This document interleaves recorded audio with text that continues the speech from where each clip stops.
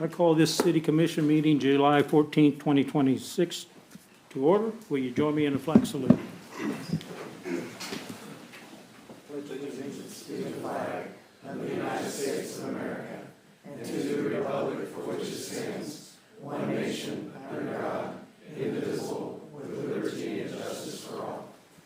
Thank you. Would Pastor Daniel Reffin from First Methodist Church come up and lead us in a prayer? All right. Thank you, friends. Please join me in a spirit of prayer. God, you are the source of our life, and you're the source of all wisdom. And so tonight, we ask for your wisdom. We have gathered here out of love for this community, and because we all care, and because we want to be part of making this a better place for all people. So help us to do that tonight, we pray. Give us humility, give us courage, and grant us above all wisdom.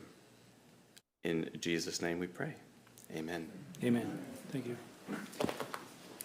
Moving on, is there open to public input? Is there anyone that wishes to speak in public input? If so, come forward, state your name and address. Seeing none, I'm going to move to the consent agenda. Are there any items on the agenda to be removed? Item E for me. D? E is in Edward. Or C? Okay. E. B?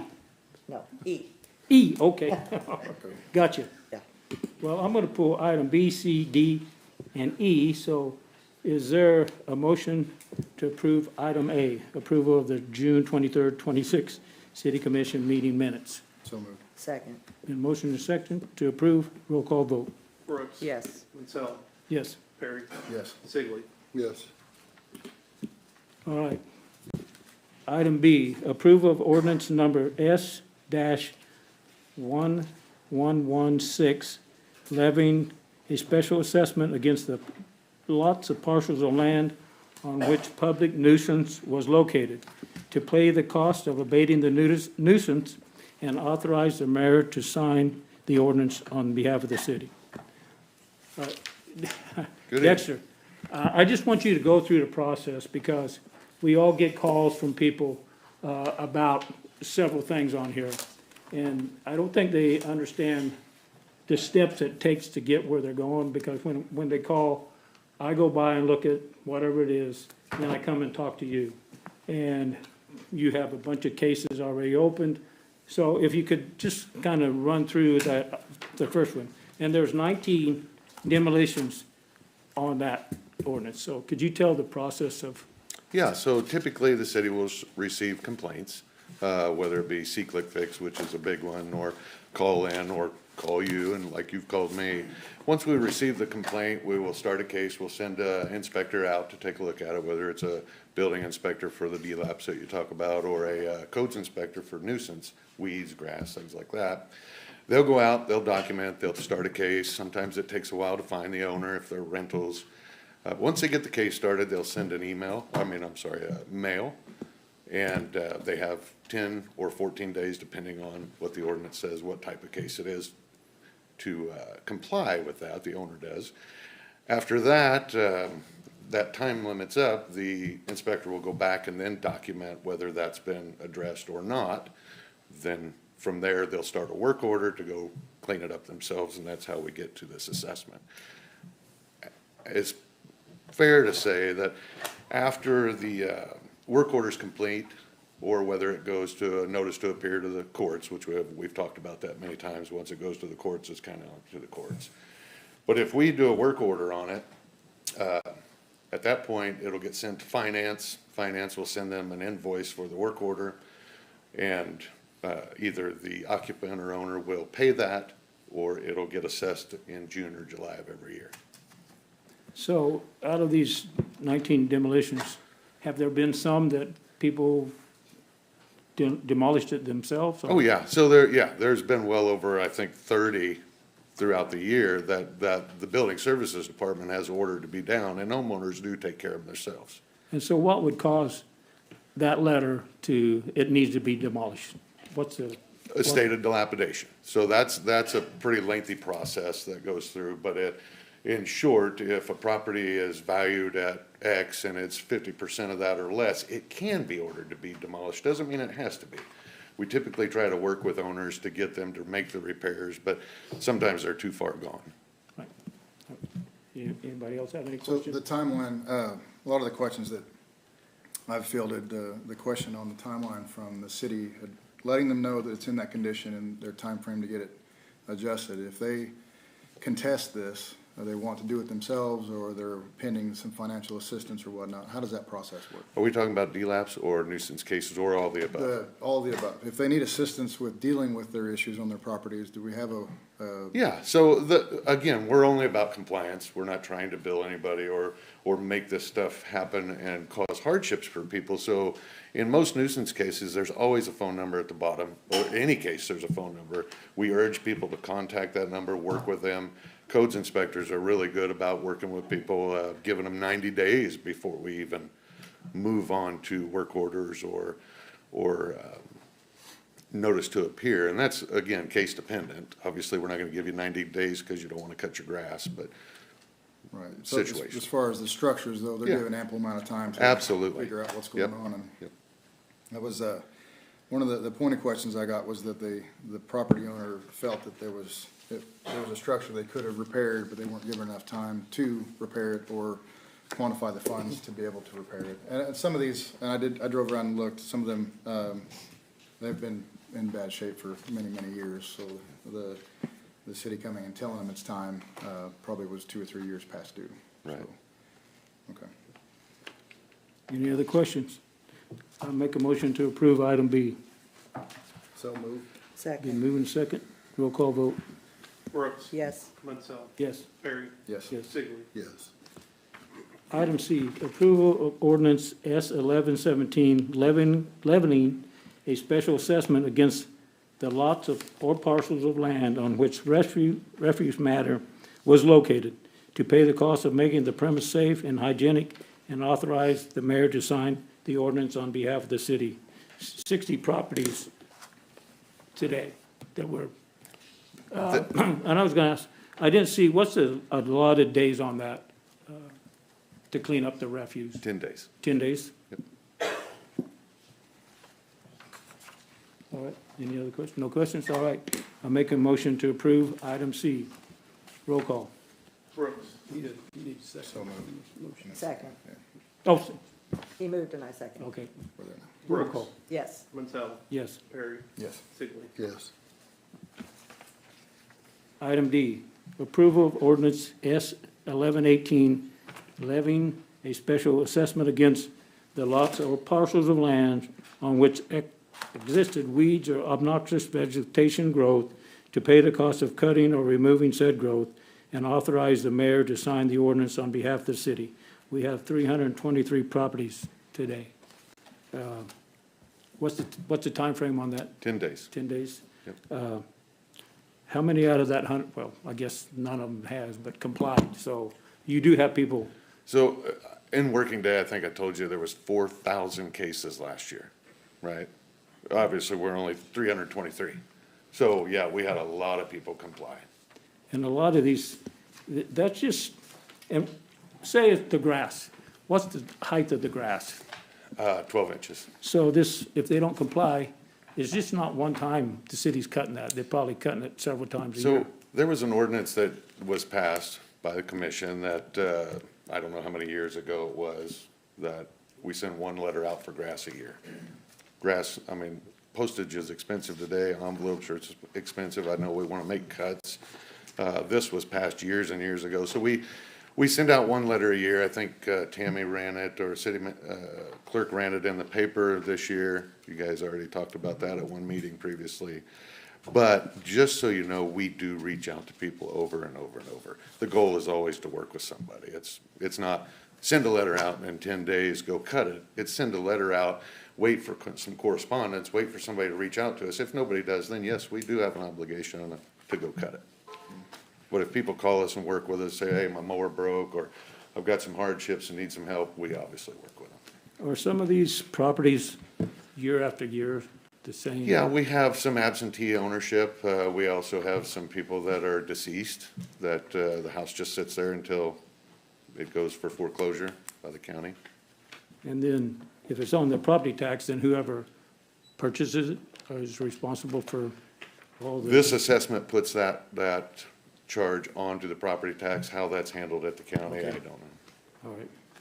I've seen, No, go ahead. I've seen comments about how the community feels this is being handled, and I've spoken to you many times on this, and I've gone again and looked at properties all over the city.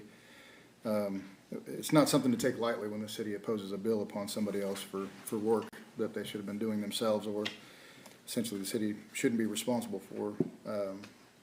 This large of a number, I feel like we can help some of this with communication. And obviously, you guys are doing well with trying to give them time to do it. One of the residents I stopped at, they had got a notice, previous year, they mowed it once, mower died. The neighbors assisted a couple times, and then it got out of control once again. The concern was, how many times that they're supposed to mow it, a year to stay in compliance. And again, the height is the primary Correct. factor that, Yep. Besides that, I don't know, there's a lot of people that I think are just looking over this and waiting for this stage of it, to deal with it.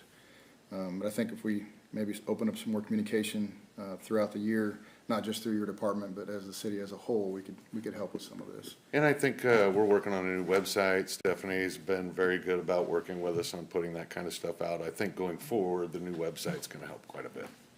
And Go ahead. when I spoke to you, all this is documented. This is not somebody drove by and Correct. said, hey, I think it's above 12 inches. This is all, there's photos, there's a full packet on this. For those that are concerned that they're being picked on, or that they're not, doing what they're supposed to, or they're not doing it as many times a year, they can come anytime and review what's been Absolutely. put together. Yep. Before it gets to the court level and Correct. putting the fines on them. Just want to make sure people understand that you don't have to wait till this stage to deal with it or to ask questions. DJ, are the most calls you're getting, are they from citizens not happy with the process? With the Just- ordinance the way it's written? Not so much the process, just not knowing the full process, knowing how it works or what so if somebody mows their yard, we've had heavy rains, I think my grass grew 9 inches in 2 weeks. Yeah. I mowed it right before it rained, and then it grew excessively. I couldn't mow it again until the water receded. But that's kind of what I'm saying about the communication piece. I think if we get out there more and talk to them Right. more, letting them know how the process works, I think we can get through I some think, of this. Mayor Munsell, most of yours are people that are unhappy with their neighbors not mowing their yard. Yeah. Yeah, so it's almost, but, I mean, it's nice that it's both of you are 50-50 on each side, but that's the calls we get, is the complaints. Hey, my neighbor's not mowing.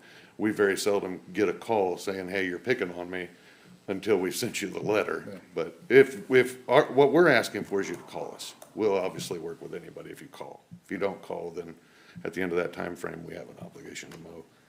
And I talked to you about this when Dexter, the see-click fix. People see something, they get on there, and whatever the process is.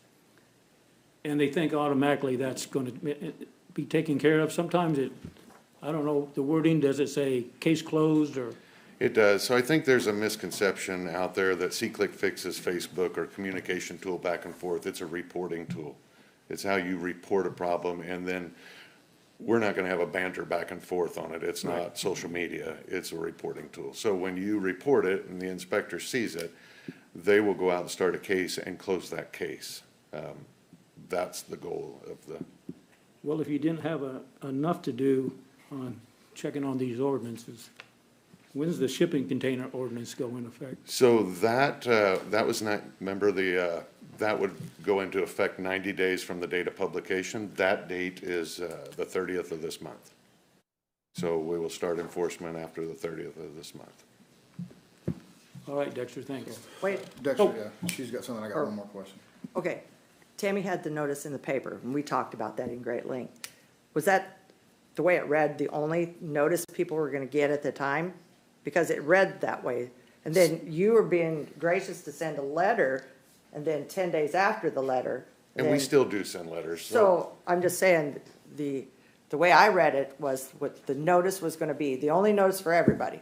That is correct. So, but that- you was nice enough to say you're sending We are a still letter to sending letters follow up. throughout the year. We make every effort to notify everybody we can. Like I said, the last thing, we have enough to do. We don't want to go mow yards. And even at the 10-day mark, Yeah. I'm sure that you don't have enough manpower to go through and go, oh, I need to call this person, I need to call this. We do not. And so you've made every Yes. effort Does it not to do seem that. reasonable that, first of all, you should know that you have grass to Sure. cut or Sure, 'cause debris if- to pick up? if you're not Number mowing once a two, week you at get a least. letter that says you need to do that. Number three is, you should do it.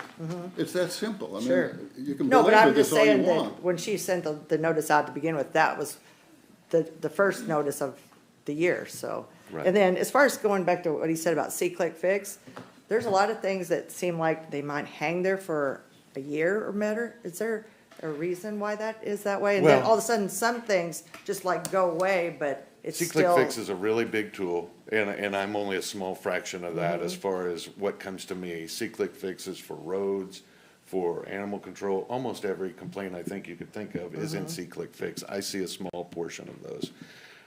Some of those, there is due process, going onto your property, somebody else's property, and telling them what they can and can't do to it is, people don't like that.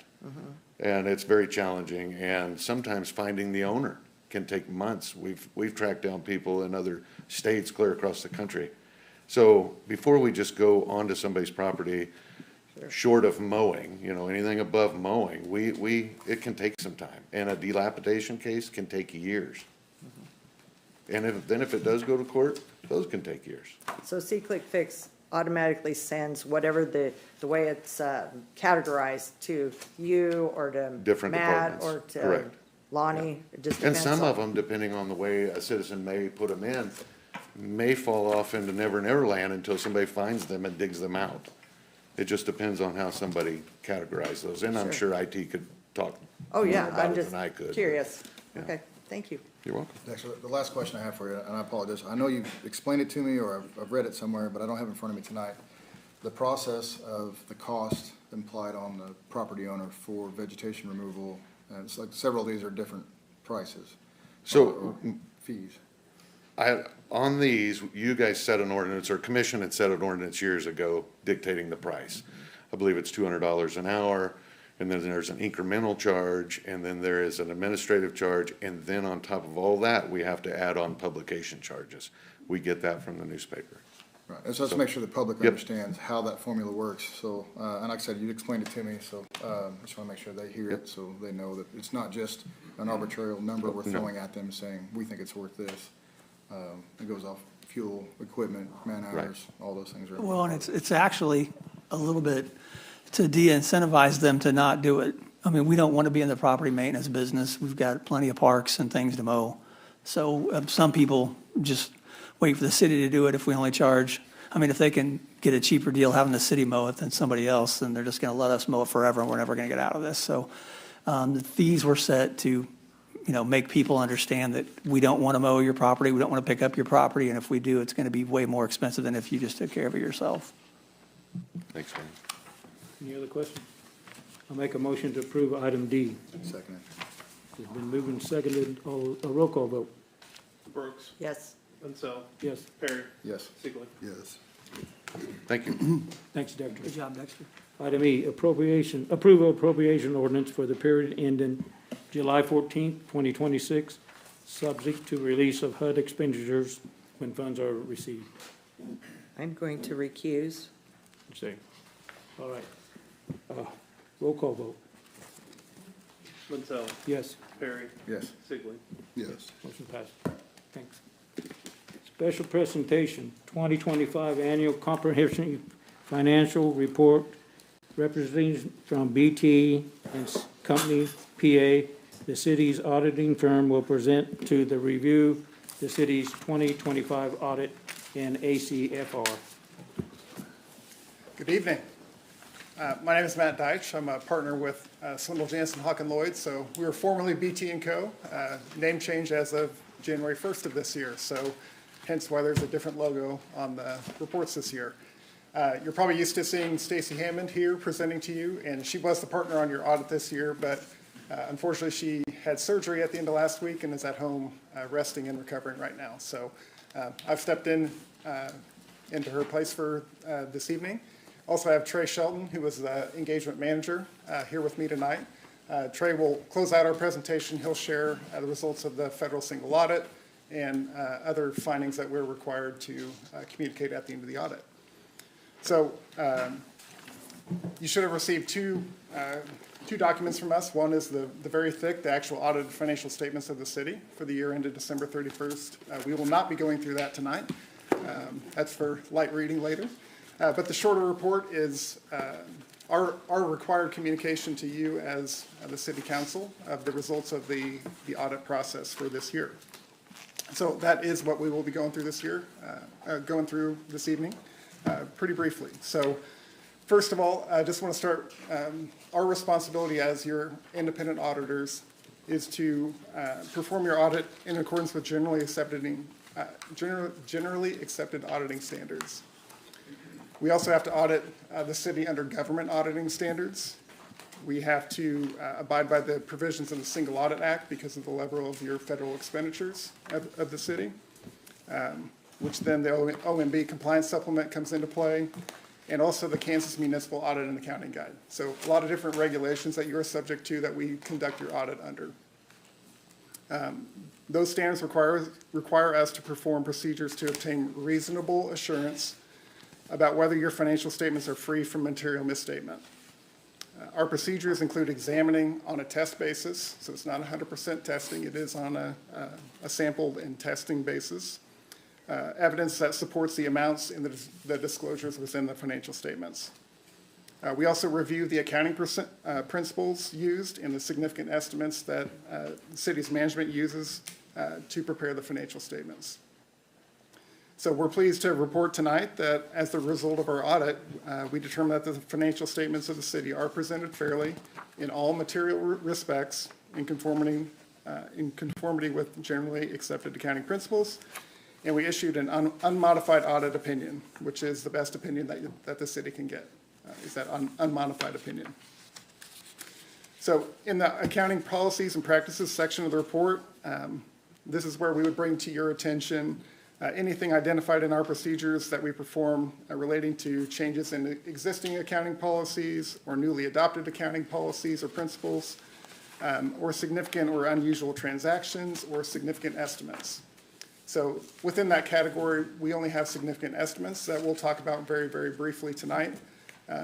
Obviously, estimates come into play with an audit. Not everything is black and white. There are occasionally sections of the financial reporting that require an estimate by management.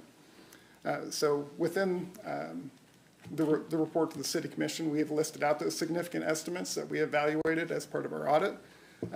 Things such as your OPEB benefits liability, net pension liability, deferred inflows and outflows related to leases, a lot of very technical things, as well as accrued compensated absences. So as we analyze those estimates that the city made, we make sure that they're measured and recorded appropriately. And as a result of our work, we can report to you that we believe that the estimates are reasonable that management used to estimate those account balances. There were some audit adjustments that we recorded as part of the audit. Those are attached behind the representation letter in the packet. Those are summarized there, and those are there for you to review as well. We also had one uncorrected misstatement that is also in the packet. I believe it's the very, very last page. But that's an adjustment that management and we determined to not be material, and so we did not post that adjustment to your financial statements. The final section of the report relates to observations about the audit process that we would document any concerns or issues that we had while we were going through the process. Things such as disagreements with management or where outside counsel was sought to discuss on how to treat a certain transaction or anything like that. We had no difficulties dealing with management. In fact, quite the opposite. Missy and Darren and the team were great to work with. Responded to all of our numerous questions thoroughly and promptly. So no difficulties encountered in performing the audit. And last time I would like to talk about is the representation letter. So that is attached in the document as well. It's multiple pages. I think we're up to 79 different bullets in the letter now. But that letter is very important. That is the final step in our audit process. And so management is required to represent certain things to us as auditors. And those are all documented in that letter, so I really encourage you to read through that letter and understand what the city management is representing to us as the auditors of the city. Also helps you understand the overall audit process and your response, fulfill your fiduciary duty as the city council. So with that, I will turn it over to Trey, and we're happy to answer questions at the end, but thought we'd run through it real quick and then save questions for the end. Thanks, Matt. Like Matt mentioned, I was the manager on the audit of the city this year and the single audit, and I'm going to be covering the single audit. The single audit was conducted in accordance with the same standards as the financial statement audit that Matt mentioned. This year, the city had 3 major federal programs that we tested. And for your reference, the single audit section is in the very back of the audited financial statements, pages 117 to about 124. Those 3 major programs were the Housing Voucher Cluster, the Clean Water State Revolving Fund, and the Coronavirus State and Local Fiscal Recovery Funds. Together, those 3 programs accounted for $20.1 million of the total $21.5 million of federal expenditures of federal awards that the city had in 2025. And you'll see the listing of all the expenditures of federal awards on the schedule of expenditures of federal awards, which is in those pages. For those 3 programs, we audited the city's compliance with the compliance requirements described in the OMB's compliance supplement. Similar to the financial statement audit, as a result of our testing, we issued an unmodified opinion on the report over this compliance. And as mentioned previously, this is the best opinion that the city can receive. On page 119 of the audited financial statement, you're going to find the schedule of findings and question cost. This is where we would note any written findings that we found during the audit. This year, there were 3 findings that we deemed as material weaknesses during the audit. 2 were related to the financial statement audit, and 1 was related to the single audit for the coronavirus state and local fiscal recovery funds. The 2 financial statement findings, 1 was related to internal controls related to the vendor policy change information that we tested during their audit, and the other was related to just the overall audit adjusting entries that Matt mentioned are listed in that other letter that you received. The single audit finding was specifically related to the suspension and debarment compliance requirement related to those coronavirus funds. We are aware, and you'll see in that schedule there, that the city does have corrective action plans already planned out and are putting in place. And so we did look those over within those pages as well. Before I open it up to questions, that covered my single audit presentation. I just want to thank Missy and her team. We throw a lot of questions at them for a couple of months, and it can be a little demanding. So we appreciate the help and all the time they put in to complete the audit. Before we move on to the questions, I just want, for the public statement, I've got a few things I'd like to say. In this thing, you said, we did not identify any significant unusual transactions, correct? Okay. Just as for the public statement, except as disclosed to you, we have no knowledge of allegations of fraud or suspected fraud affecting the city's basic financial statements involving such and such, whatever. We are not aware of any pending or threatened litigation, claims or assessments, unasserted claims or assessments that our lawyer has advised us are probable of assertion and must be disclosed in accordance with the government accounting standards. I got just a few more here. Management has identified and disclosed all of its government programs and related activities subject to the Uniform Guidance Compliance Suit. And the copies of the federal program financial reports provided to the auditor are true copies of the reports submitted or electronically transmitted. Am I right on all? That's all? Yes. All good? Okay. Yep. I just want to get that into the report. Did you have more that you were gonna? Nope, that is it. We'll open it up to any questions. Okay.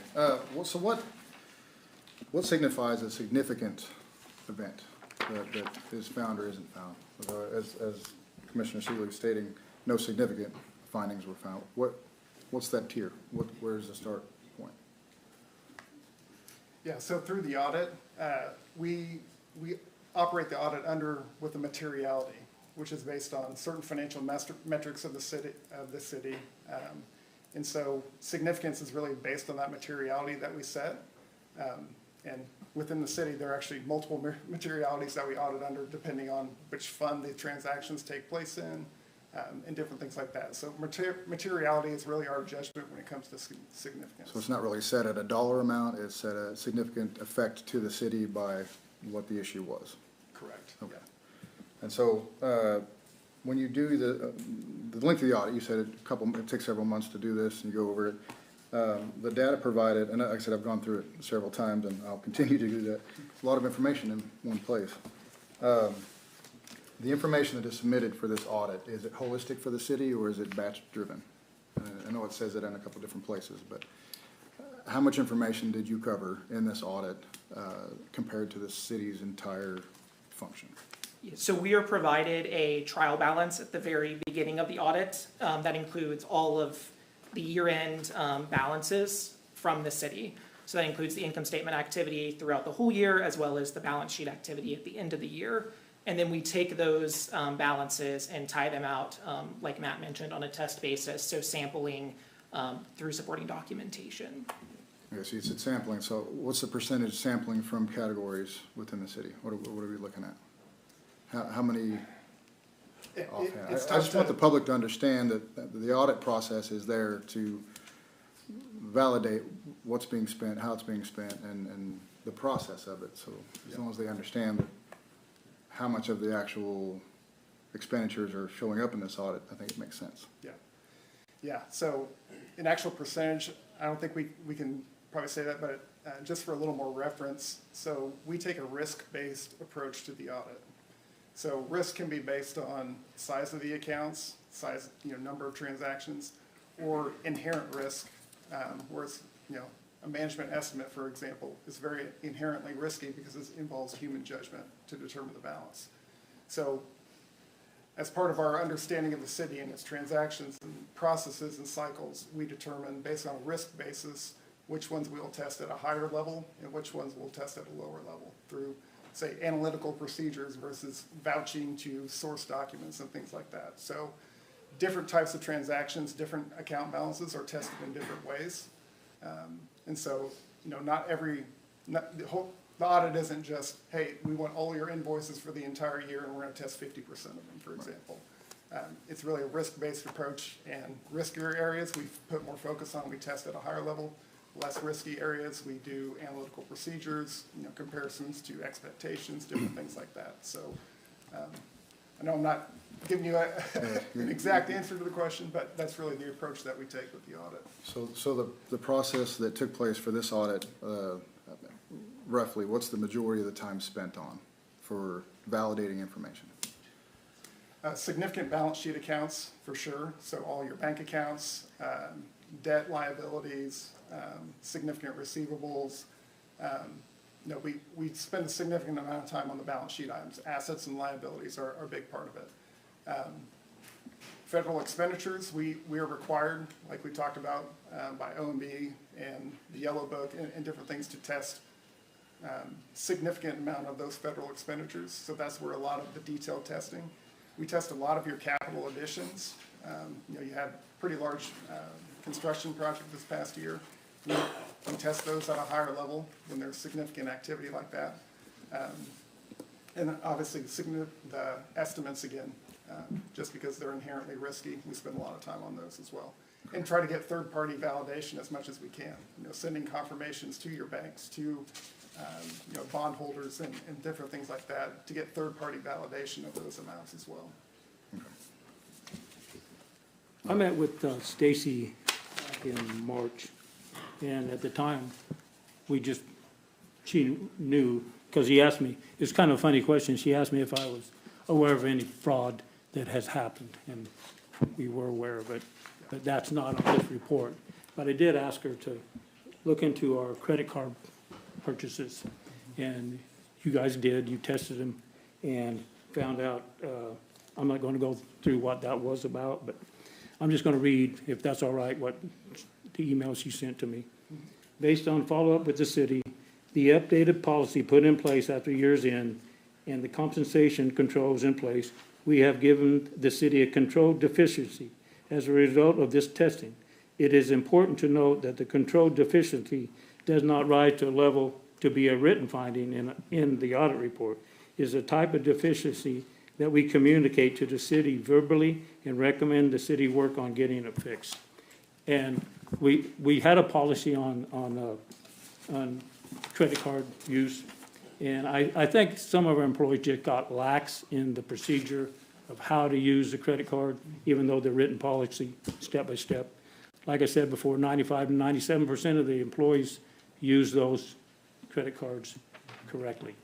But, you know, there was some that weren't used correctly, and like I said, it just was probably a lax on the employee's part and not going through the proper procedures. But I'm glad you checked into that and offered suggestions. That's all I have. All right. Any other questions?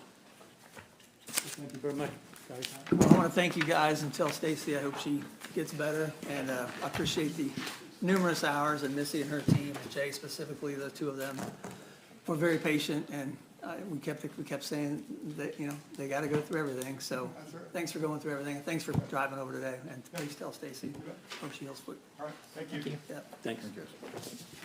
Consider the following.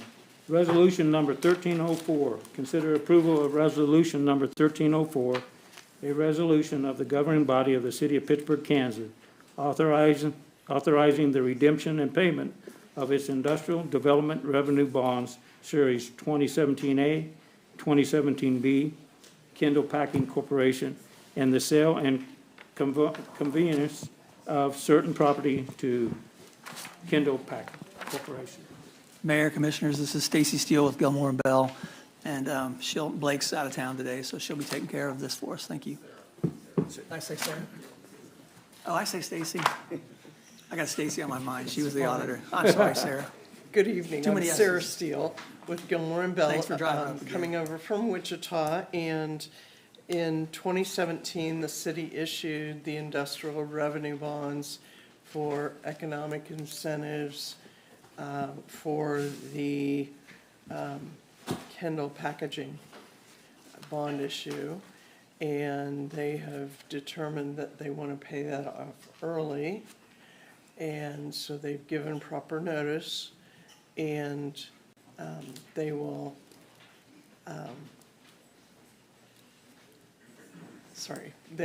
they will actually pay it off on July 23rd. But in 2017, the city deeded the property to, other way around. Kendall Packaging deeded the property to the city. And that was how we did industrial revenue bonds back at that time. Subsequently, we've kind of expedited and made it a little easier and not had deeds. So we need to deed the property back to Kendall Packaging and also release the recorded documents that are on file with the Crawford County Register of Deeds on the property and the bond issue that it was done at the time. So get those released, then they will have clear title and the city will be completely out of it. So early payoff, transferring everything back to Kendall Packaging, and that's the sum total of what you're approving in this resolution. Are there any questions? Is there a Move to motion- approve. Second. been a motion to approve and seconded? All in favor, say aye. Aye.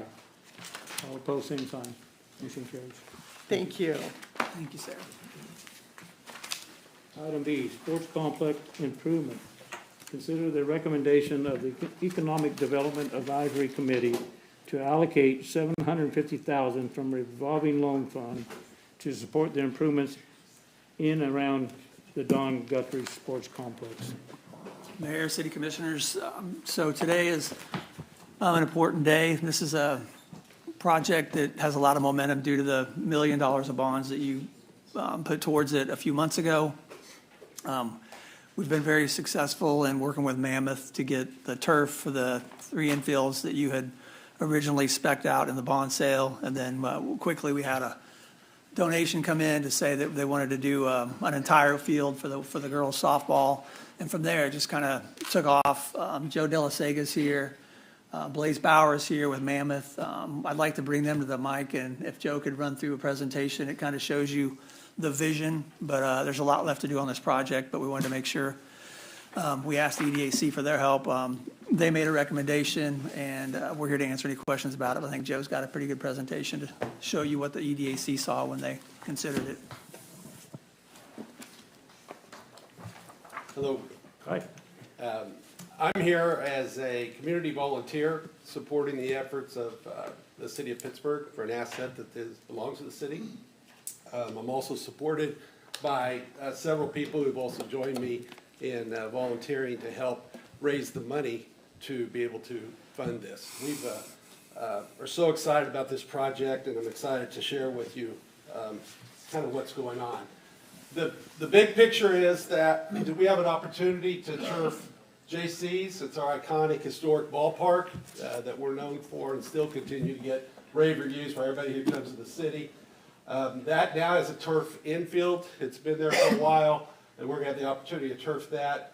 Mammoth's got the ability to help us get that stabilized so we could turf the outfield, which is up until now has always been a challenge with the drainage, but they have the ability to do that, feel comfortable with it. The other part of the process is Don Gutteridge Sports Complex.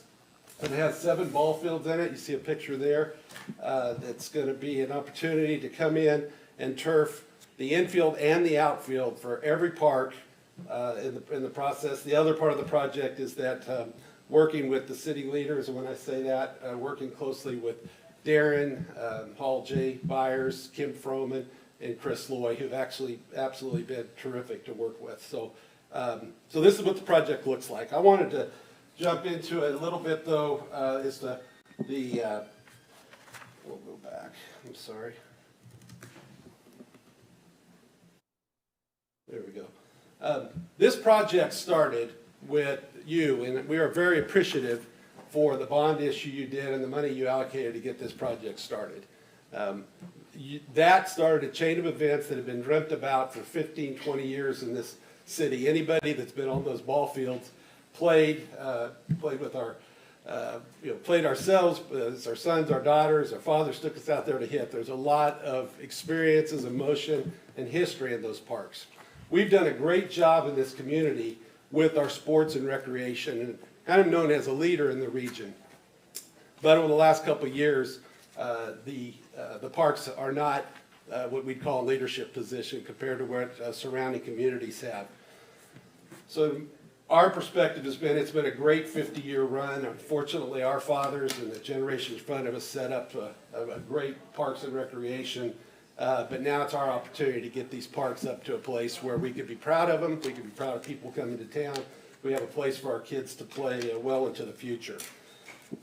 We are also blessed and come here with a feeling of gratitude towards not only you getting the ball started, but the people that we had in our community that came forward and made significant investment in being able to turf all the fields.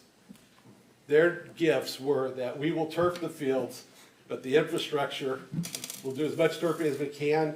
The infrastructure will be part of any community involvement. And so we stepped up and said, we can do that. The project is $2.5 million for infrastructure. What we have is we have turf for the infields and outfields. We're talking about fencing, backstops, scoreboards, bleachers, and dugouts. And that's where we've relied heavily on Mammoth to advise us what is state of the art. At the same time, there's always that filter of what are other people doing, what's right sized and what's appropriate for Pittsburg, Kansas. One of the main reasons for this project, beyond the ones of our kids having great playing surface and being able to reduce the rainouts for our travel teams, and the number of people that are leaving our community every weekend to play travel sports on other people's fields is incredible. So just the leakage of people and the cost to our community to have to leave. There is also a part of this project of people coming into our community, and that's a real opportunity from an economic development. Use just an example. There were a couple of sandlot tournaments. There's a group that brings tournaments that has teams from all over the area. These are small one-day tournaments, and on April 25th, we have information, but there were 5,100 people who came into the park area. And if you look at those numbers and you take out Pittsburg and Frontenac, 3,700 of them came from communities outside of 25 miles. Joe, what age group is this Sandlot tournament? 12 and under. 12 over? There might have been 13. Were there any 13s in that? Mostly 12 and under, Commissioner. This next slide just shows you representation of where these people came from, which is incredible information. It really, the math works because these were the communities that came, Lamar, Parsons, Independence, that had teams in the tournament. So it's reasonable. We are also able, with the technology, Placer AI that the community, or the Pittsburgh has, to be able to see where people came before they went to the park and where they went after, which further reinforces that in the morning they stopped at our coffee shops and at McDonald's. Afterwards, they stopped out at the town center, Gibson's, Walmart, the Gibson shopping center area, Walmart, other Meadowbrook.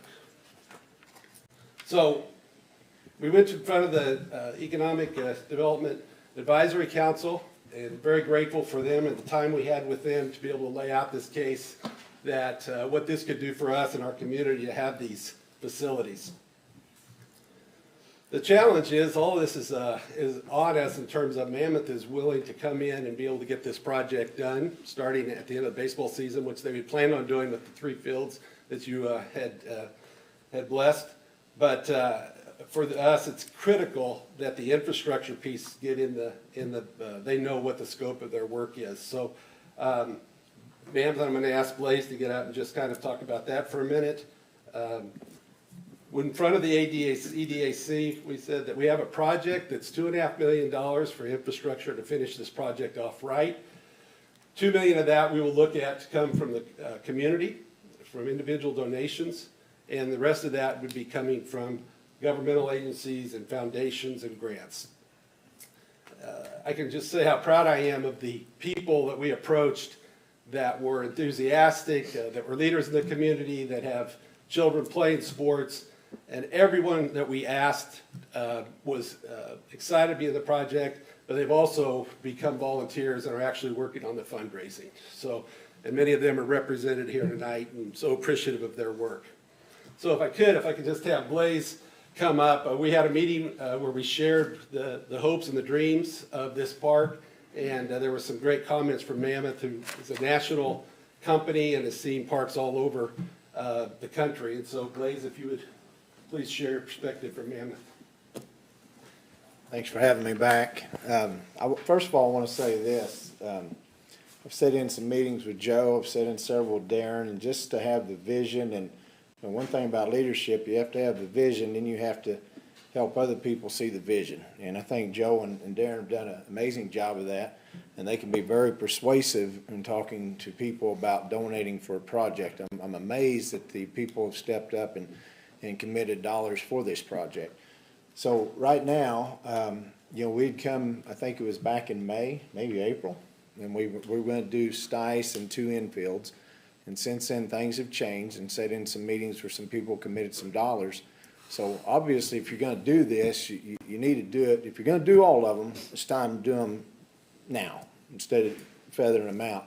Also, we've done a lot of pricing, gone back and forth, and Darren doesn't even know this yet, but we've actually looked at these and done some work on them, and we can show a deduct of about $285,000 and counting. And that's just with just looking at the design of them. I can't get that thing to stay shut. With the design of them, some of the fields are a little bit bigger than they need to be. And if you look at the standard regulation sizes, if you shorten them a little bit and make them standard size where they probably should be, of course that saves on turf. The one thing that we would recommend, and we're ready to go, and we also had a deduct of $57,000 if we can do all these fields at once for mobilization and turf prices. we convinced the light people, and we got, we sent that out to numbers and got some quality bids, some local people doing electric work. And we just called them up, said, we need something more. And said they would do a $10,000 deduct if they could do the lights all in one package. So we're working to try to get that price down, but right now, I think, as we move forward, if there's commitment to do these fields, we need to go ahead and get that turf ordered and plan and get it scheduled out so we can start that in August. There should be no problem having all those fields done by next spring. But I think the priority starting off would be JC and Stice because the high school teams use those. Very excited. I will say this, our owner was down for one of our meetings. We had 5 or 6 people down, and he's talking about this project. Fortunately, we get to see a lot of these projects, and we get to see the impact of how they impact community financially, but also just the aesthetics of people in a community wanting to be in part of the community. So I'm glad Joe shared some of those numbers to you too, because always people come up here and say, yeah, but it's good for the community. You'll make dollars. It's good for businesses. It really is. And he did a nice job pointing that out and showing how impactful that can be. So we're ready to go whenever you guys give us a thumbs up, and hopefully we can get started and moving dirt in August, and hopefully we can get everything packaged together for the rest of the fields, and we're ready to go. Any Blaze, questions? once the fields are completed, what kind of maintenance and what kind of equipment will be needed to maintain? There is and we would recommend that. You do need some equipment, and we put that into pricing. And it's a machine that kind of works and fluff ups the turf, and you don't do that, often. And we also, and I think is included in our maintenance plan, we come down and once a year, we will work those fields. But there's some when they say they're maintenance free, that's not true. Everything requires maintenance, but it's minimal maintenance. And then we will also come down and work with your people and Chris and whoever needs to be there and show them how to work. The pitchers, mounds, and batters boxes are going to take a lot of wear and tear, torque and turn, and those need to be given attention. But overall, minimal maintenance. And one of the good things about working with Blaze and his team is we met under a tree out at the park one day. Joe put it together. The coaches were all there. And we just asked them, how does the facilities that you go to all the time, how does it really work the best? And, they told us the areas that are going to get beat to death are right in front of the dugouts where the people warm up. So, like, if you put wings on some of these fields, you have openings so people can get out. You put soft toss areas on each side of each diamond. Those are the kind of things that have been designed into the project that allow the turf that's out there to last even longer and not just get beat to death in those few areas where it does. The mounds are all movable, the fences are movable, but the quality of the turf is going to be as high as you can get, and we want to make sure it lasts as long as we can. What's the life expectancy of the turf that you're using currently, this composition? What's expected for it to? Well, the warranty on the turf is 8 years. I don't know of any field that's gone anywhere close to 8 years. Most of the baseball, softball fields are going 12 to 15 or 15 plus. And to replace them's not what it costs. The cost is getting them in the first time. That stabilization, that civil work's critical. My only concern would be, you're asking for $750,000 from the EDAC, is that correct? Yeah, that's the question. That was the recommendation from the Is that going to hinder us from doing projects in this next year or the year after? Is the EDAC able to do this and have enough money to do projects in the future? Oh, yeah, absolutely. Go ahead, Shane's the chair of the EDAC. I won't speak over him. I'm going to step in for Blake, who normally has a suit and tie on, and I don't, but I'm going to share the information the best I can. When we evaluated this project, we did it just like any project we look at, and had discussions with Darren after and before, and the reality is this. We want to make sure there's an ROI on this project, and Joe did a great job of highlighting that. And that ROI lets us return to the fund the money that's required, and it also allows the city to collect the money to re-turf the field to our best estimate. I don't know what turf will cost in 12 years, but Blaze, you just said normally significantly less, right? So we have an ROI, we're staying below 10%, and our current balance, there's not a project in the foreseeable future that we would not be able to fund in the correct way because we've made this investment.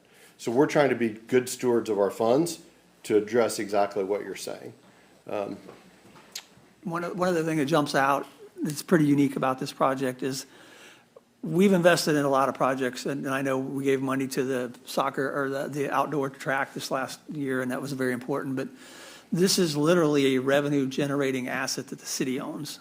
This isn't investing in a company, this is investing in our own community and our ability to have ball tournaments here, to have people, boys and girls grow up here, stay in town, but also with the donor arrangement that's been put into place, there's no payback to a private company for building this and leasing out the facilities. These are city facilities. We have over $6 million donated, and that money will come back to the city, but you also have to go through all of the stores, all of the hotels, all of those things. So it just seemed like it was truly one of those revenue-generating assets that the EDAC needed to be asked to participate, and luckily they did I think they actually came back with $750, and it was unanimous, so that felt good.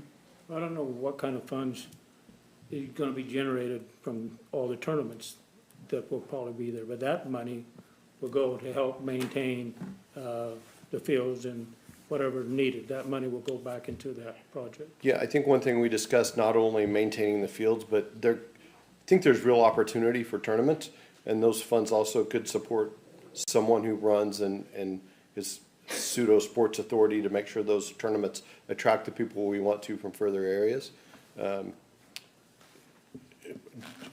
Joe, I know you've discussed those tournament fees a little bit. Yeah, so what, in fact, Jake, the president of Mammoth, was looking at this project, and he stopped and he said, a lot of them are people having quads, different projects, that you are gonna have one of the most unique, beautiful destinations for travel tournaments. There will be, and he's affiliated with USSSA, Perfect Game, several, and he said, believe me, you have a very unique destination opportunity. I would caution that this isn't gonna happen next summer if we get these things done in the spring. It's gonna take us a while as a community to build up, but we already are hosting tournaments, and it's gonna be significant, the amount of traffic that we're gonna be able to generate. What I showed just to show a glimpse of a 4 hours tournament, but think about when you double and triple those numbers and then put them over a day or two night I was stays. gonna say that, remember back when Jockton used to have them softball tournaments, you couldn't find a place to park out there. I don't know how many people came to that, but yeah, that's a big deal. You bring up a really unique point. As this project came about, I went home and I looked through some pictures, and you can see me playing in the Jock Snitch tournament when I was 19 years old, and you see my wife and I playing co-ed softball when we're 21, and you see me coaching my kids at these parks when I was in my late 40s. Yeah. And I might tell you I haven't changed at all, but I've changed a lot. But the parks haven't. We haven't done anything to really revitalize those. And I think it's a commitment from our community to provide all these kids and players the best possible experience. And Joe really highlighted, we can find a lot of quads, right? I can drive you in 2 hours and find quads, and they all look alike. For us to have our own unique identity is something special, and to revitalize Lincoln Park and bring that traffic that you just mentioned from the Jock Snitch back there, it's a pretty exciting project for our community. Definitely. And allows us to keep the funds to grow businesses, as you mentioned, Dr. Sigler. And it gets kids off of their phones playing baseball to out to play baseball on the field, so. Absolutely. One thing, you were going down that path of maintenance, and that we will have the opportunity for sponsorships and signage out Okay. there. And so that's gonna take us a little while to develop that program, but that is a continued earning thing that could help put money into our leagues, but then also keep and retain part of that money to have to replenish the fields and do the maintenance that's required. Okay. So, I move to approve. oh, I never got. Sure, I got some more Got a question? Joe, stay. Oh, sorry. What's your dream amount that you're trying to hit? Is it 10 million?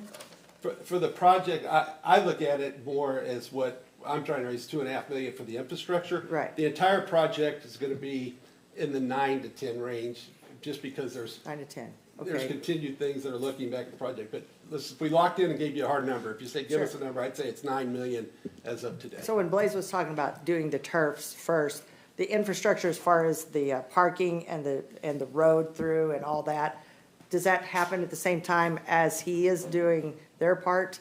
And in a perfect world, if you hit 10 and you have people still wanting to donate to you, the cause, I mean, you're looking at, you build it, they'll come, but you have to be able to maintain it over the years and protect your investment too, as far as security and that type of thing out in the park area, because we all know that when things are nice, some things happen. So I just wondered if that was taken into account also. Yeah. You know, you talked about lighting and electrical and parking and asphalt, and drainage is a big deal out there, we all know. Yeah, right. So, If I could have maybe between. So the Darren and original Blaise answer that agreement question. was, the original condition, as you remember, somebody, I think Blaise said it, we've had 3 infields and then the Olive Stice. And the donor that originally came in first was like, look, if you guys will take care of the road, we have to have the road done. Well, now it's evolved to where all the fields are getting done, the road has to get done. It's been designed, it'll be designed by Pete and Matt, they're working on it right now. We have to do a lot of testing to find out just what condition it is, because, you know, everybody's been on that road. It's like a roller coaster. It's not part of Kitty Land, but it feels like it when you're driving on it. So that is a cost that the city's gonna take out of the street sales tax. That is being planned, and it'll be coordinated with Blaise's team. We don't wanna put a brand new road in and then trash it out, but it will be put in before the fields. The fields will be opened, and they won't all get done in one day, but we will be working on that immediately. I just wondered if it was gonna be taxing on Parks and Rec to maintain that part with everything else. And if there was extra money, you know, it's kind of like there's somebody there that knows what they're doing, and they're keeping the house clean, so to speak. You know, it's a great question. Really, if you take, there's the asset, which are the parks, and then there's the programming, which J.L. Hutch has done, in some cases the city has done, the softball group, so there's been groups.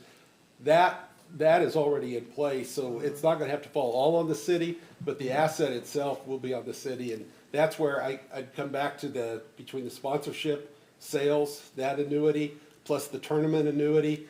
We're gonna have some money to deal with. I can't tell you what that number is, but I can tell you it's gonna be significant. Well, clean and well-maintained is a biggie, and other things to do, which are right there in that immediate area with the pickleball and Kitty Land and all that, to keep people entertained, even if they're waiting between games. And what is what is it, JC's, that you're gonna do there? Okay, so we'll do both the infield and the outfield. The in and out, turf. and then. It's in really pretty good shape. So the lighting and everything else is good there, It's so good there. does any of that include landscaping throughout everything through there, or do you try to keep it to a minimum?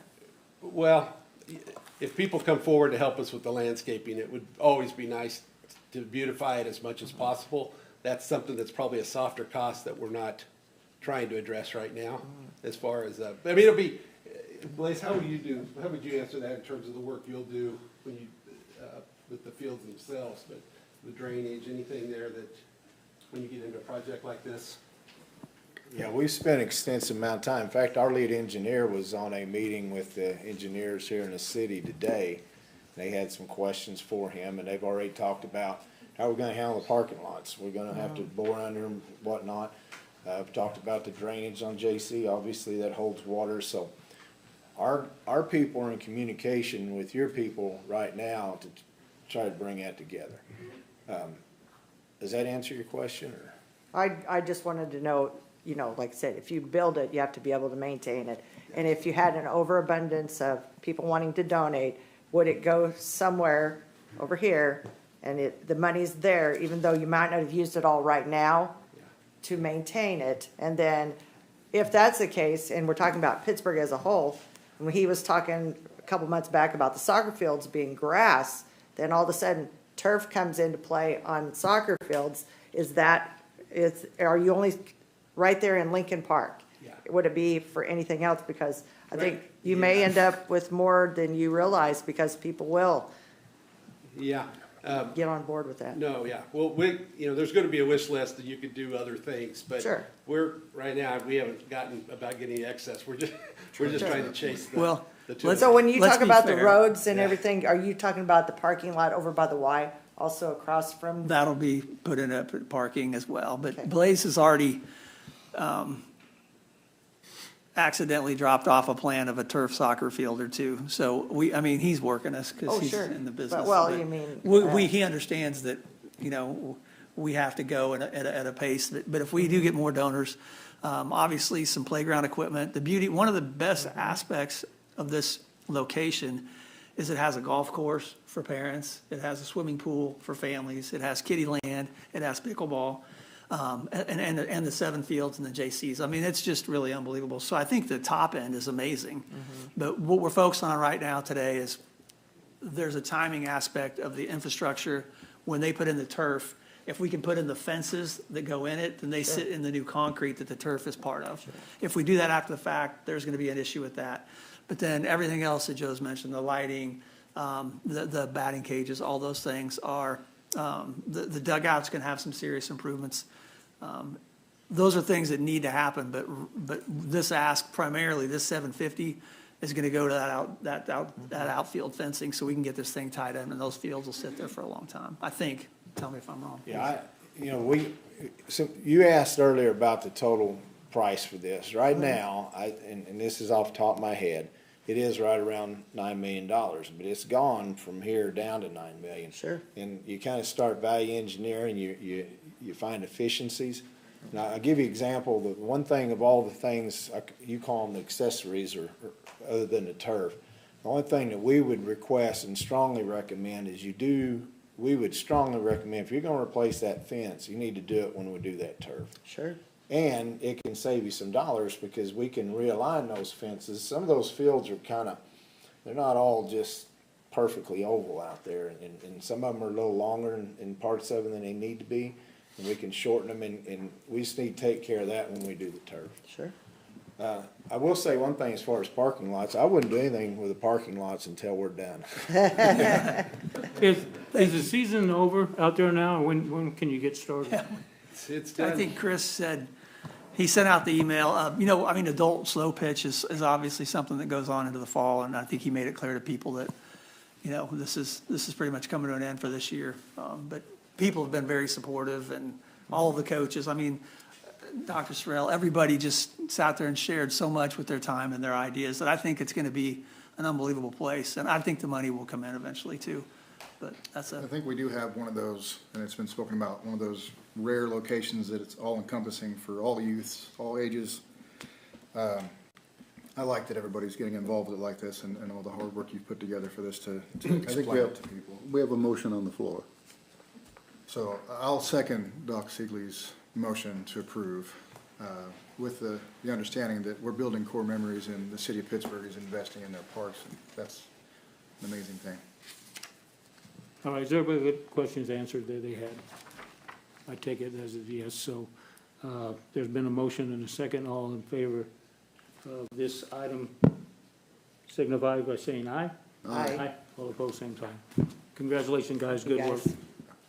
And thanks everybody for coming.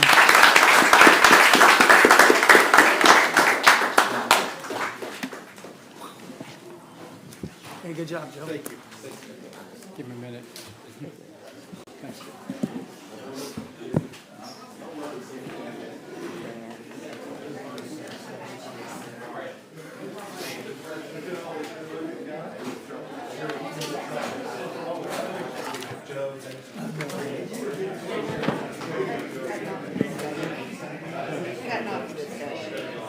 We don't have a time for anything. I have a bunch of notes here. Oh, yeah. I go ask while Jay's getting set.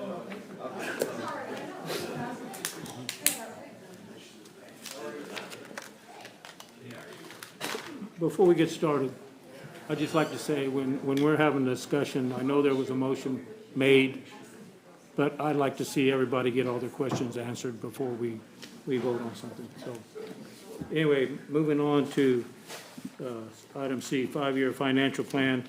Staff will present the 5-year financial plan received for file.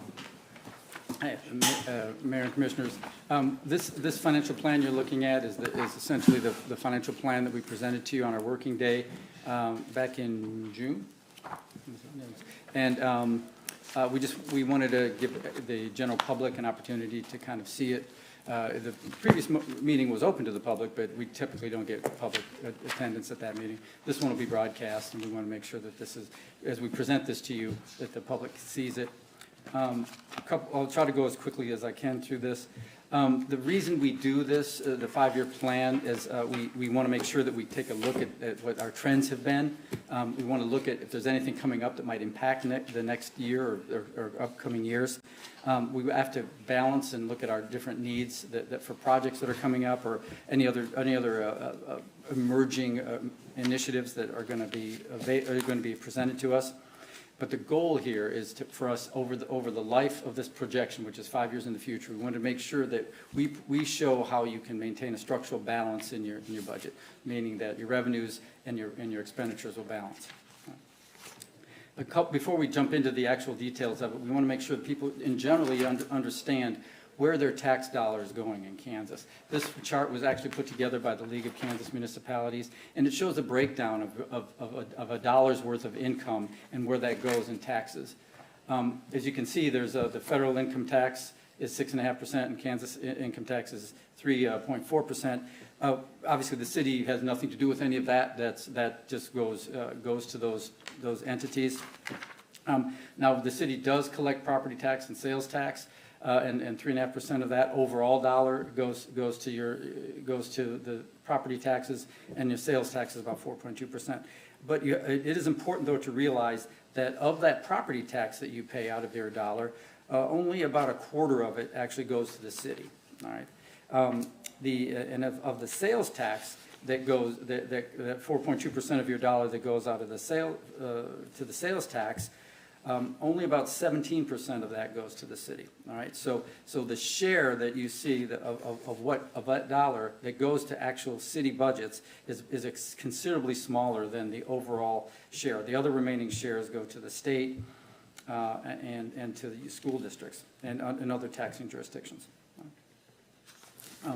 For example, here's a breakdown of the property tax. Here's a breakdown of the property tax dollar. All right, you can see just about a quarter of it goes to the city. The property tax goes to the school district, the county, and small amount goes to some special districts as well. Okay. We made some assumptions about what we're looking at over the next from 25 to 26. Sales tax, the actual sales tax increase in 25 was 5.6%. You can see the differences we have here. From the budget, from the actual budget, let's go back up. From what actually happened in 2025 to what we submitted in 2026, and then what the final budget was in 2026. And those are collections. The sales tax rate hasn't changed at all.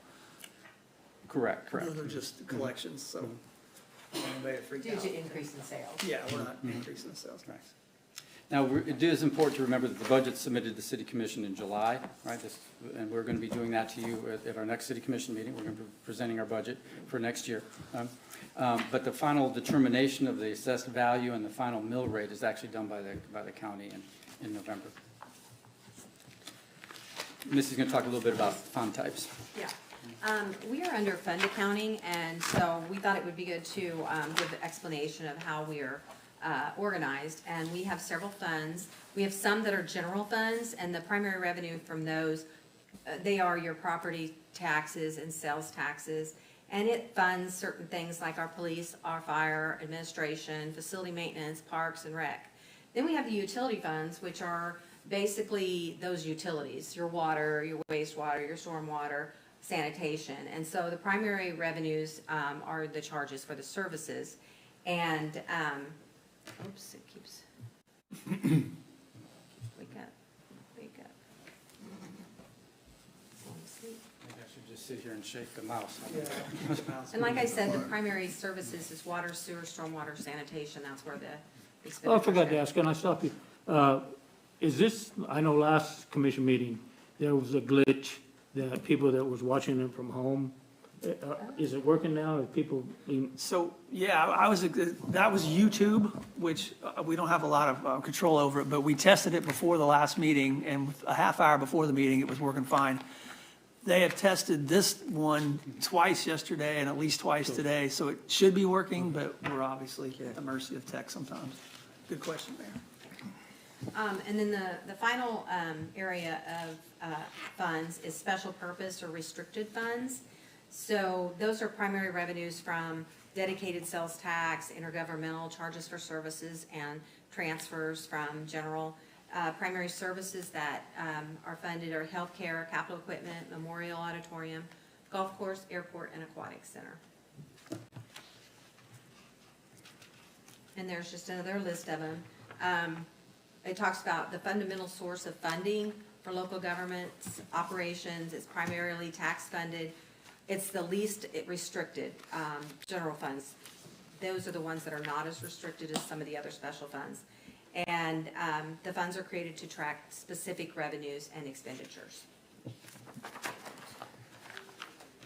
There's the list of the utility funds, and they're established like they're a municipal business, so it should be standalone. They should cover all their charges and fees, should cover all their costs. And those revenues and those expenditures are restricted to those specific operations. So you say they should cover it. Are we currently covered?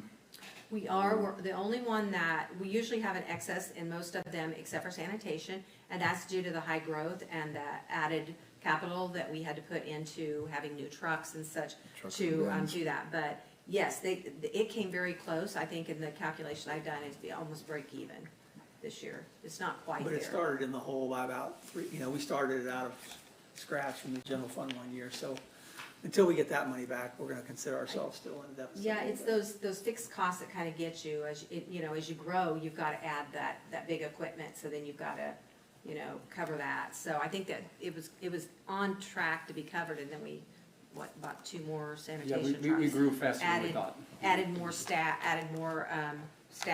employees. How many, and I hate to interrupt you, but Dexter, how many customers do you have now? 4,000.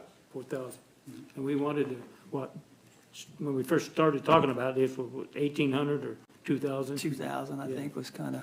And you were talking about the growth is still going. I mean, like, we were talking about how many more. Yeah. So, yeah, normally we're putting on about 70 to 80 new customers a month. This last month, we put on 100, I think it's 140 new customers. So it's steadily growing. We're on track to do that again this So month. we have adequate coverage, truck-wise and everything at the present time? We are, yeah, I think we're pretty good till maybe close to the end of the year. I'll probably be in November to ask for another truckload of polycarts if we keep going the way we're going. What does 4,000 customer look like, percentage of the city and the surrounding areas? Half is.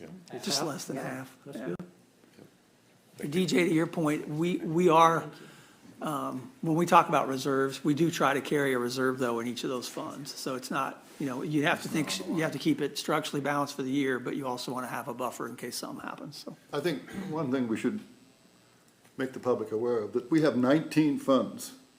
And you can't take from one fund and put it into another fund, or take from this fund and put it, that's not allowed.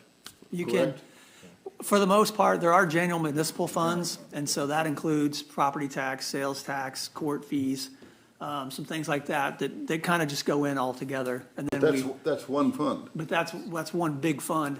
But we do have a charge that we can make, we're about to lose the screen, an administrative service charge, like administration. It wouldn't be fair to just charge the whole thing to the general fund, because we obviously help run the wastewater department. So we do an administrative service charge every year from the utility funds, and you're allowed to do that by law, to the general fund to support it, so we don't have to use property tax to pay for everything. Better go quick, that mouse doesn't like us. I don't know why it's doing that, but. And then, it's doing it again. I'll keep on with the You mouse. keep that, okay. And then here's a list of special purpose and restricted funds. And these are funded from a dedicated revenue source, either taxes or charges for service or grants or donations, or a project.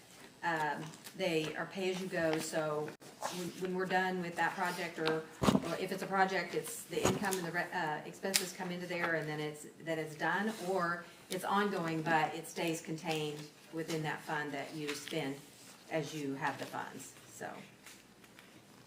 And they're usually for a specific purpose.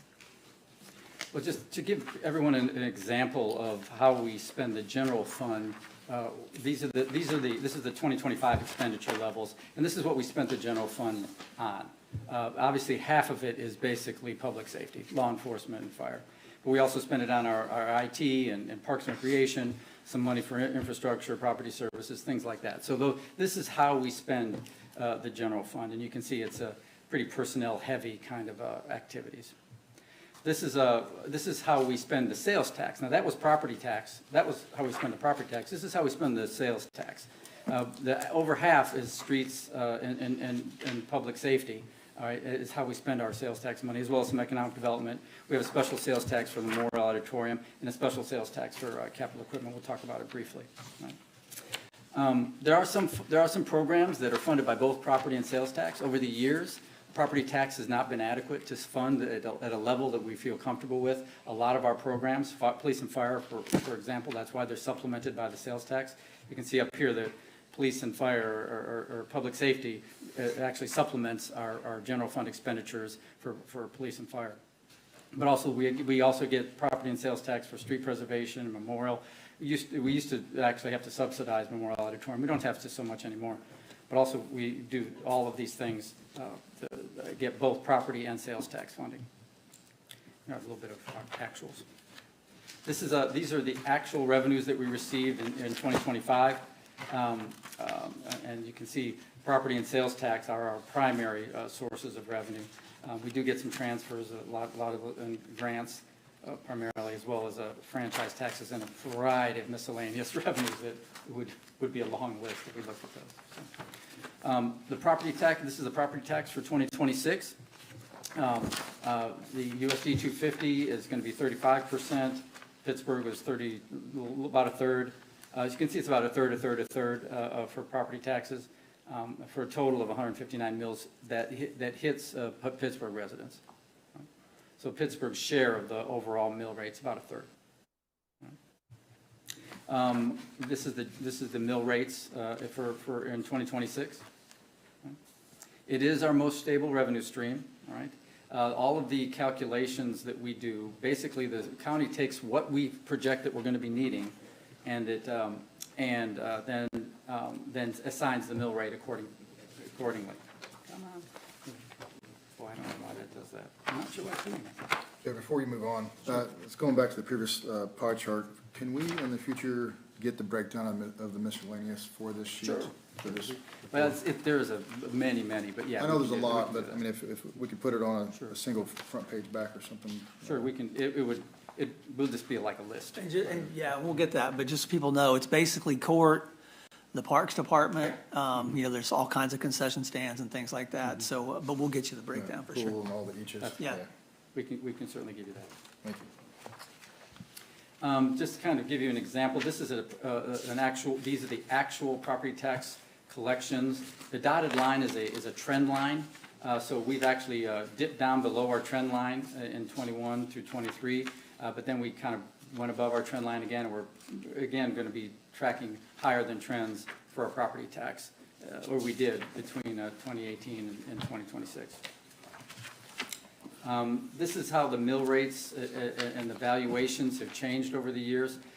This change column here is the change in the actual dollars that were levied by the mill rates. You can see it's kind of gone up and down over the years. It's been as high as 10.3% increase in collections in 2024, and as low as a drop in 2021. So the property tax does go up and down, and of course the mill rates are adjusted accordingly. We do have we do collect sales tax specifically for the city, but Pittsburgh's sales taxes are earmarked for specific purposes. We have a 1.5% sales tax in Pittsburgh. We have a 0.5 for public safety, 0.5 for streets, 1/4 cent for economic development, and 1/8 cent for both capital outlay, which is primarily equipment that we purchase, and Memorial Auditorium, for a total of 1.5. Our total sales tax collections, this is actuals between 2018 and 2025. You can see the dotted line again is a trend line, and we're slightly we're really closely tracking with the trend line. We've been above the trend line for between 22 and 24. The state limit is 2% for cities. That we only collect 1.5%, so which means we could assess an additional half-cent sales tax. We have not. Sales tax collections have increased average of 6.4% over our projection period. So our sales tax collections have been strong, well above inflation. But the sales tax, unfortunately, is very volatile. We've actually had increases that have ranged from 0.7%, which is less than 1%, all the way to almost 14%. So that sales tax has varied pretty dramatically since 2018. And of course, all the sales taxes need to be approved by the voters. And here's kind of how the sales tax works in Pittsburgh. Overall, if you buy something in Pittsburgh, with the exception of some special purchasing districts, you have to you pay 9%. 6.5% of that goes to the state of Kansas. 1.5% goes to the city, and 1% goes to the county. And here's kind of the division of how the city uses its property tax. You can see that a quarter of our available property tax is unallocated currently. And plan to be that one. The mayor asked me about that earlier. Yeah. I said, yeah, there's no plans to allocate that. No, we haven't. I haven't seen that graph before. This one? Yeah, with that Unallocated. unallocated. Yeah, Yeah. it looks like you plan to do some of that. It's a new one. It's a new one. Yeah. It's a new graph we made this year, just because we wanted to demonstrate the fact that, look, there's a whole piece of it that is unallocated, and we have made no plans to allocate that.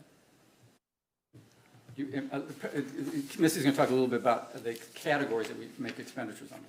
Yeah, our financial statements, our detailed financial statements are broken apart in expenditure categories or groups.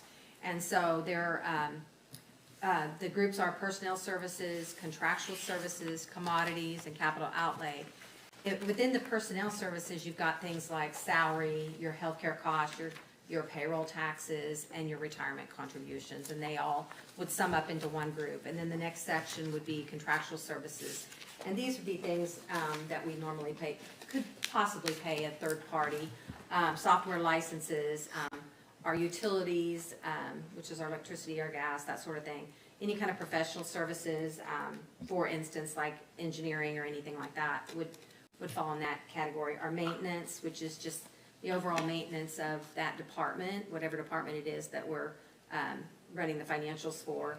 And then training, I think there's even like dues and memberships, and then of course lease payments. And normally the lease payments here in this section would be something like our copier lease or those small leases, not leased vehicles, because that's more of a capital outlay thing. The next section, the commodities, these are where usually they're things that you're going to use up in 1 year. Operating supplies, gas, oil, chemicals, rock, asphalt. And at year end, we generally do an inventory and we make an adjustment based on some of those products that we have used throughout the year. So that would fall in that category. The capital outlay would be those large items that we're going to depreciate, their machinery, equipment, improvements, leased vehicles, purchased vehicles, any of those, the big machinery and equipment, that sort of thing. Yeah, I went ahead and put these graphs together here. This kind of shows how we've spent our general fund money by category, right? And you can see that obviously the expenses in the general fund have gone up over the years since 2021. But the blue section is how much we spent on personnel. You can see that's a significant percentage. We spent over 40% of our money, well, actually over 50% of our money in the general fund on personnel services. Then the orange is contractual services, green is commodities, and blue, in the light blue, is capital outlay, right? And that's just an example of how this is just the general fund and how those expenses have been distributed within the general fund.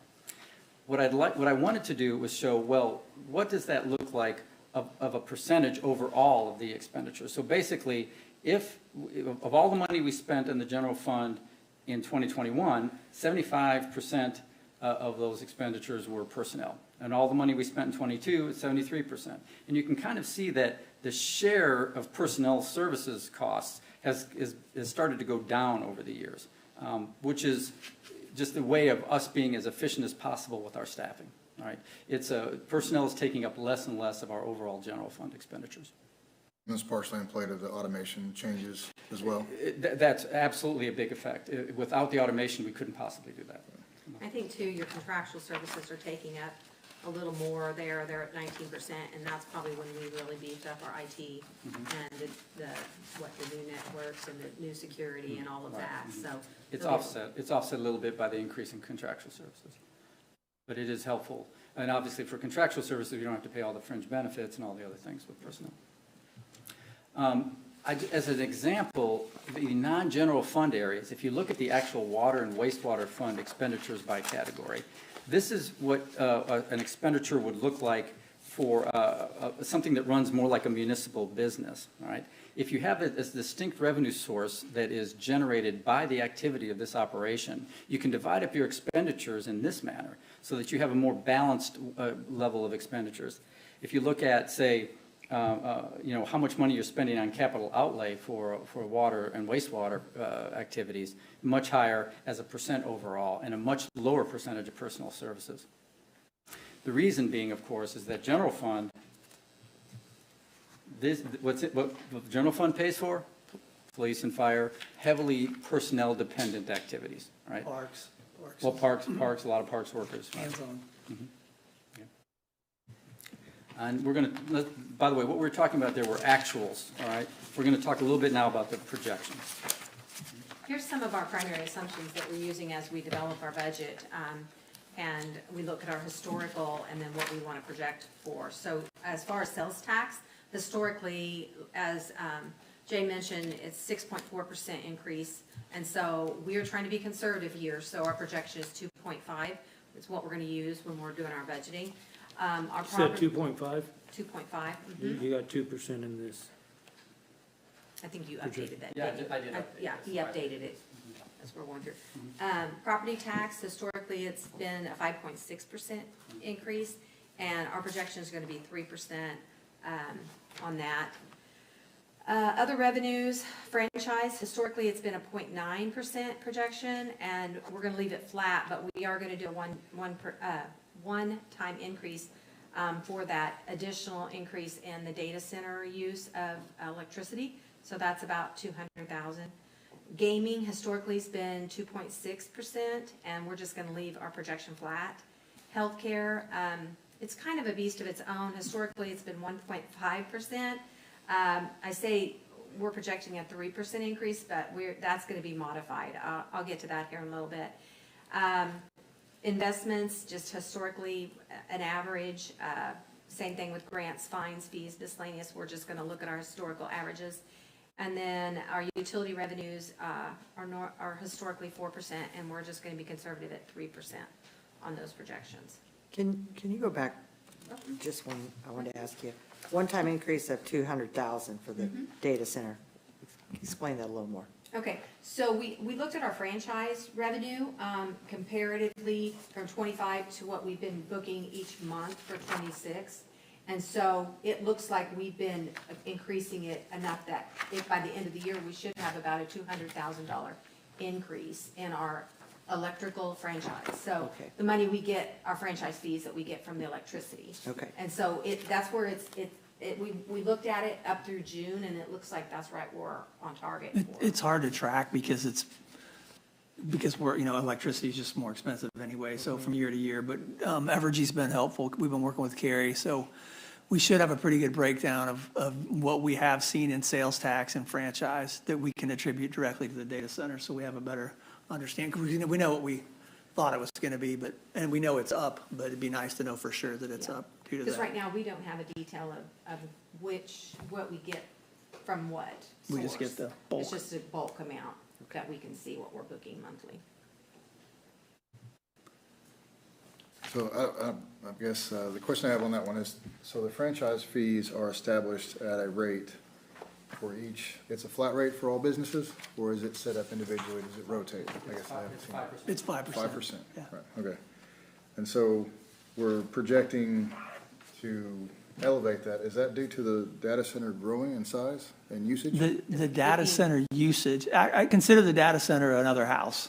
So if somebody adds on, we get a 5% of the total that Evergy makes. So the data center uses so much more electricity that we're getting 5% of their electricity bill.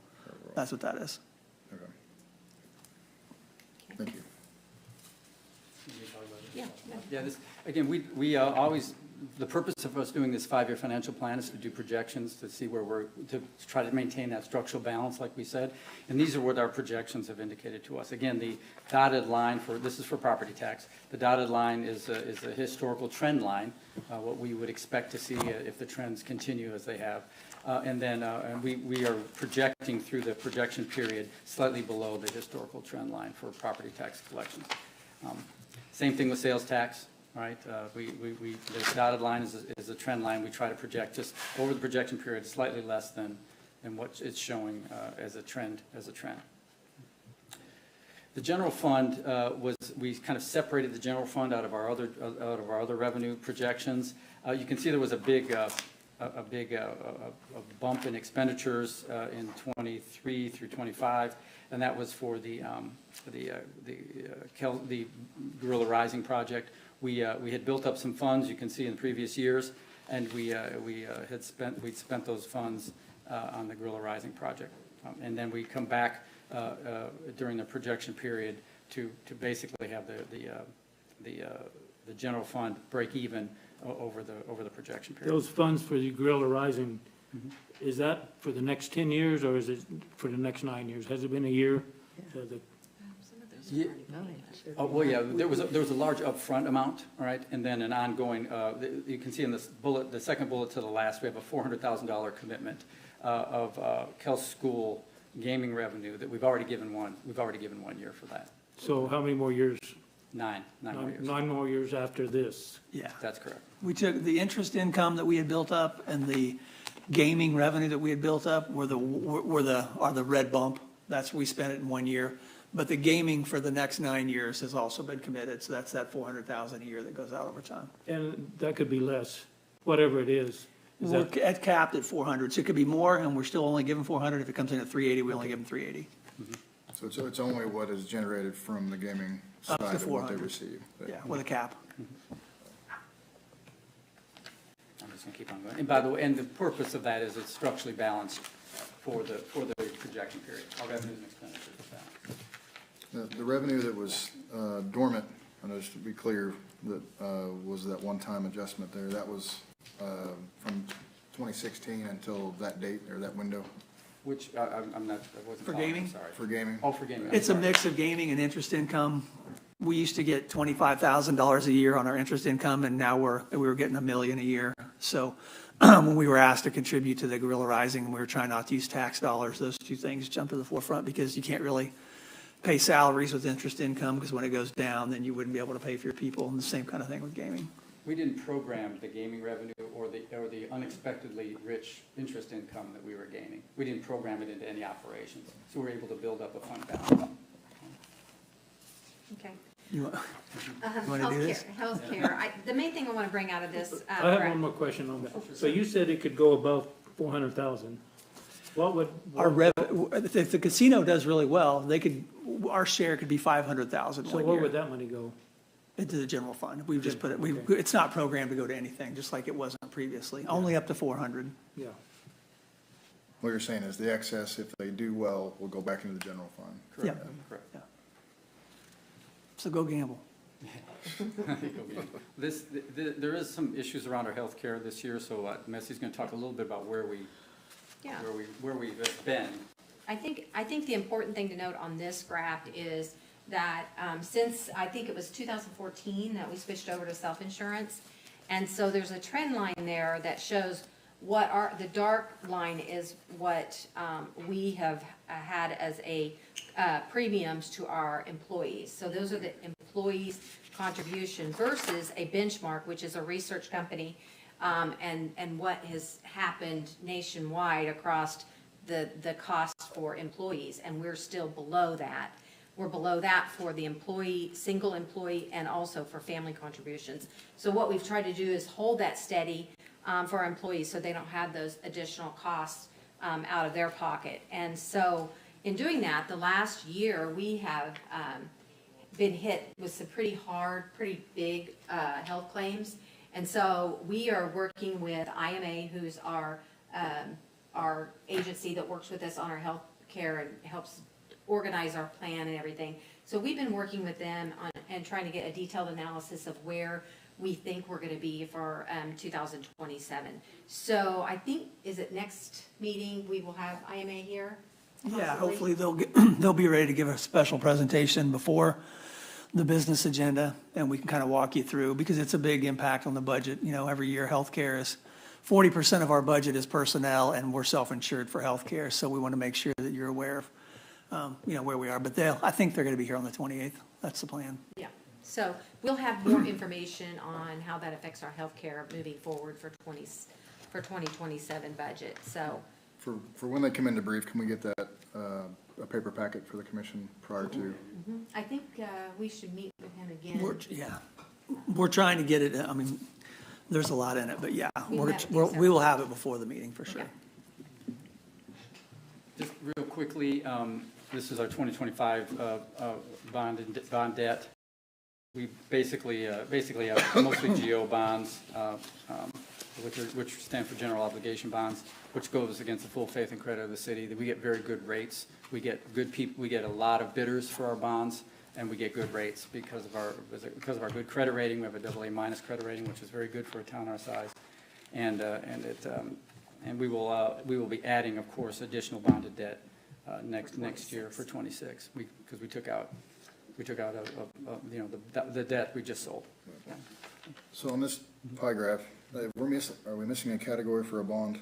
Because the overhead says 15,132, and if you add those three, 13.5. comes to 13,560. 13. Doesn't add up. I don't. Those should add up. If I didn't, then I made a math error. So I'll go ahead and add those up. I just didn't know if there was a small other piece of the pie that's missing that would calculate the No, remainder. this should be just the debt. There's no administrative overhead. And that's just the bonded debt, because we have capital leases and we have the loans. Yeah, we have wastewater. We have loans. Yeah, we have loans too. We'll fix that before we post it to the internet. Yeah, and by the way, for everybody to understand, we have a legal general obligation debt limit, right? And this is which is a little over $50 million, and we're nowhere near that now. So just let everybody know that we're nowhere near how much we could take out a lot more debt. So I have a question about that. So you and Darren work closely with the league. Do other municipalities of our size and likeness heater higher? Do they go farther? Are they?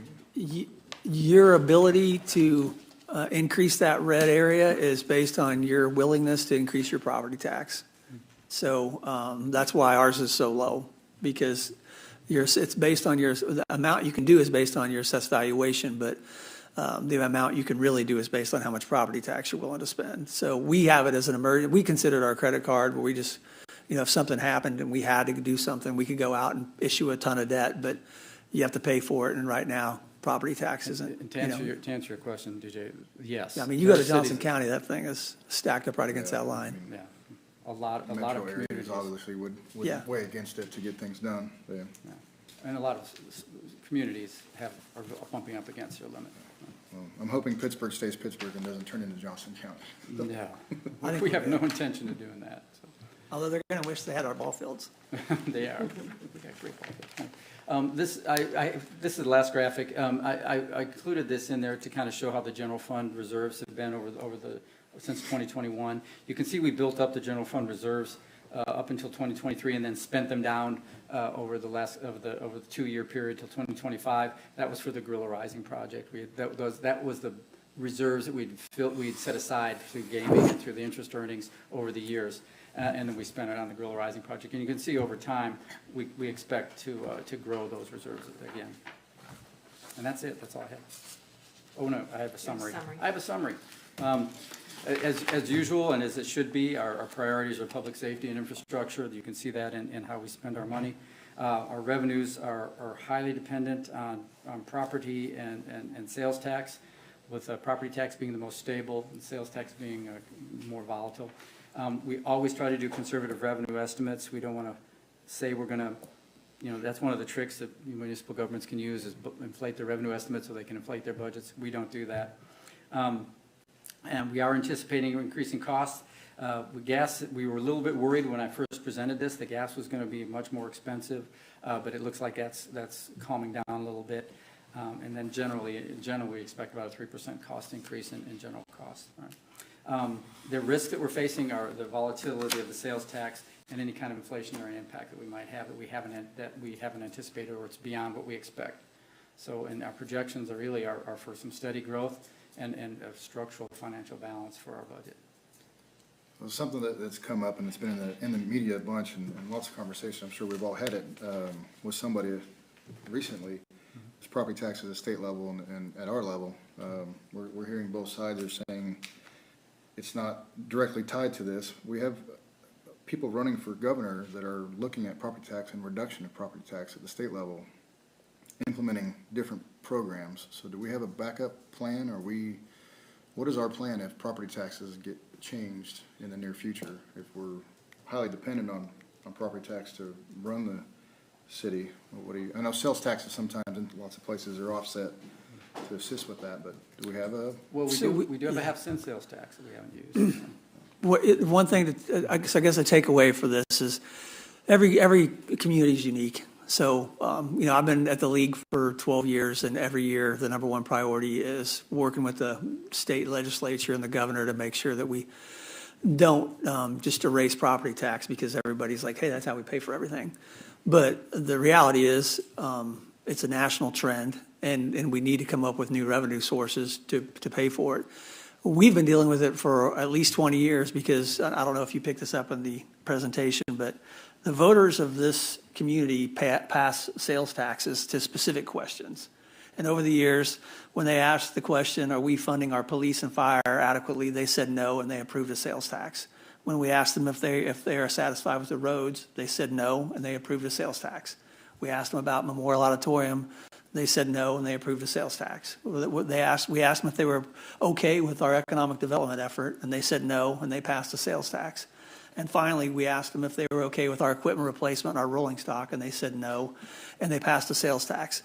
So the function of running the city is always a balance of making decisions based on people for technology and current costs versus inflation. And inflation has just been on the rise so much lately that every time the state has looked at property tax, they've looked at the cities and the leagues kind of pushed back and said, we've seen property tax lids and we've seen exemptions, but it always comes back to there's enough people at the state that understand that we want to replace property tax. We just don't know what to replace it with because it seems like there's so many things wrong with it on how it hits people. But to Jay's point, it's so much more stable in every community than the sales tax that you are kind of married to it until you can come up with something else. And so we've always that's one reason we're always trying to grow the economy here is because the best way to keep property taxes down is to have more people paying into the pot. But we're we're not Overland Park. We can't just reach over and swipe 25,000 people out of Olathe. So it's always a struggle for us, and we have expected that, and we've been on a lot of the league committees where, property tax change is coming, and it's something we need to be prepared for, and that's why we really do try to run a tight ship, and you'll see in the budget we're putting together for next year, there's only one new position, and that was for the soccer field that we just agreed to do. So there's certain things we have to pay for, but this community decided a long time ago property tax wasn't going to pay for the stuff that it wants to have, and that's where those sales taxes have come in, and sales taxes have passed property tax and how much revenue they generate because we are kind of a touristy little area, and people come through and help pay those taxes because property tax just does not pay the bill around here. Good point. Has there ever been any discussion about nonprofits paying some sort of percentage property tax? Or? Yeah, I think I've heard they'll probably kick me off the league soon. I've been there so long, but I've heard every scenario. I've got a property tax folder on my desk this big of ideas that have come up every session, and there's more and more people working on it right now. So that is one thing that's come up, but exempting certain members of your community has come up, limiting it, but it's hard to get enough votes at the state to get anything big through. And I think that's where you'll see the pushback continually. But something's going to have to happen because everybody's just, I mean, property taxes are just too high. Life is too expensive, but property taxes in general are pretty too Well, the high. cost of living is gone chaotic for everybody in the last several years, and I think, we went through COVID and dealt with all the chaos that was, and some of that's, in response to that. But having some kind of an option, some kind of a plan, I know there's lots of people long before I started doing this to look at that and try to come up with viable sources to make it make sense. I just want to make sure that us as a city are looking at different options too and having some kind of plan when things do come. The 503 is a federal thing, right? 503C. Oh, 501c3, yeah. That's what the mayor alluded to. So if somebody applies for that through the feds and gets it, then we can't do much about it, right? Well, the state actually controls who it grants those exemptions to. And there's been talk for, probably 15 years about, taking some of those away. Restructuring it and providing it. And I'm sure those talks will continue. I didn't mean that we're looking at, but if there is something federal or state, that they can come up with a percentage of nonprofits paying property tax, There's some, I mean, Jay's always throwing fees for services out because, he kind of reads stuff more than most of us. There's alternatives. It's just a matter of what's right in your community. And we always wait for the state to lead, and the state just can't. I mean, the state's so diverse that it's hard for them to lead on local property tax policy because it is different in Johnson County and Topeka and Wichita than it is rural Kansas, and half the state's rural. But we think about it, but we're limited on, with property taxes over $9 million of our revenue stream. So we better come up with a new revenue stream, and we're always looking for those. But it's a legitimate question. It's a tough answer for sure. Well, that, this is a sticker for me, and I've heard it from several businesses with the Block 22. It's nonprofit, college owns it, but when you have retail businesses in those locations that are competing against businesses already established, they see it as, we're paying property tax and you're not, Sure. for some of these businesses. And I can understand their concerns. And, I don't know what the answer is. Well, the one thing I think people need to remember is there's a thing called a funding stack. Block 22 was not built on taxpayer money. It was built, one of the stack pieces was taxpayer money, but the majority of it was federal tax credits and other programs that, we just participated in it. So there's definitely we have to be aware of what our share is, because I think if we were wholeheartedly funding stuff like that, we definitely would be crossing the line. But I think as long as we're supporting the developers and the other businesses and people in our town that want to do stuff, we try to really toe that line. But it's a good point, Mayor. I mean, you've got to be really aware of who's paying taxes and who aren't. But right now, the education system is one of those where it feels like the benefit of having that in your community. I mean, if we took Pitt State out of this community, I don't imagine what it would look like, but it would be much different. So, and they do get knocked for that, and I understand it, but we do too. We don't pay taxes. I mean, we own a lot of property, but we're the community's asset. So it's a good conversation. That's a good point. And I would certainly, just as a personal point, if the state is going to make a movement or some exercise to reduce property taxes, that they would enable some kind of legislation that would allow, give local jurisdictions an opportunity to raise additional revenues in other ways, right? Capping our sales tax at 2% is a way of limiting what we can do. If you're going to take away property tax, maybe raise sales tax. Allow us to. I'm not suggesting that. I'm saying that is an example of what the state could do. I think Missouri state sales tax is like 4%. Ours is 6.5%. So maybe if the state wanted to help reduce property tax, they could, allow us to go 3% on a sales tax or something like that, which for us benefits because we live next to 3 other states. It doesn't really help central Kansas. But there's a lot the state can do with cities. They just need to do it. And those are good conversations. They're going to be happening again this year for sure. That's it for the projection. Good conversation. Can we take a break? 5-minute break? Chuck, Mayor, can we take 5 minutes? Yeah, yeah, Thanks. that's a good idea. Do you have to make a motion to take a break or just take a break? Well, is there a motion to take a 5-minute break? Sure. Second? All in favor say aye. Aye. 5-minute break. We meet back at 7:30.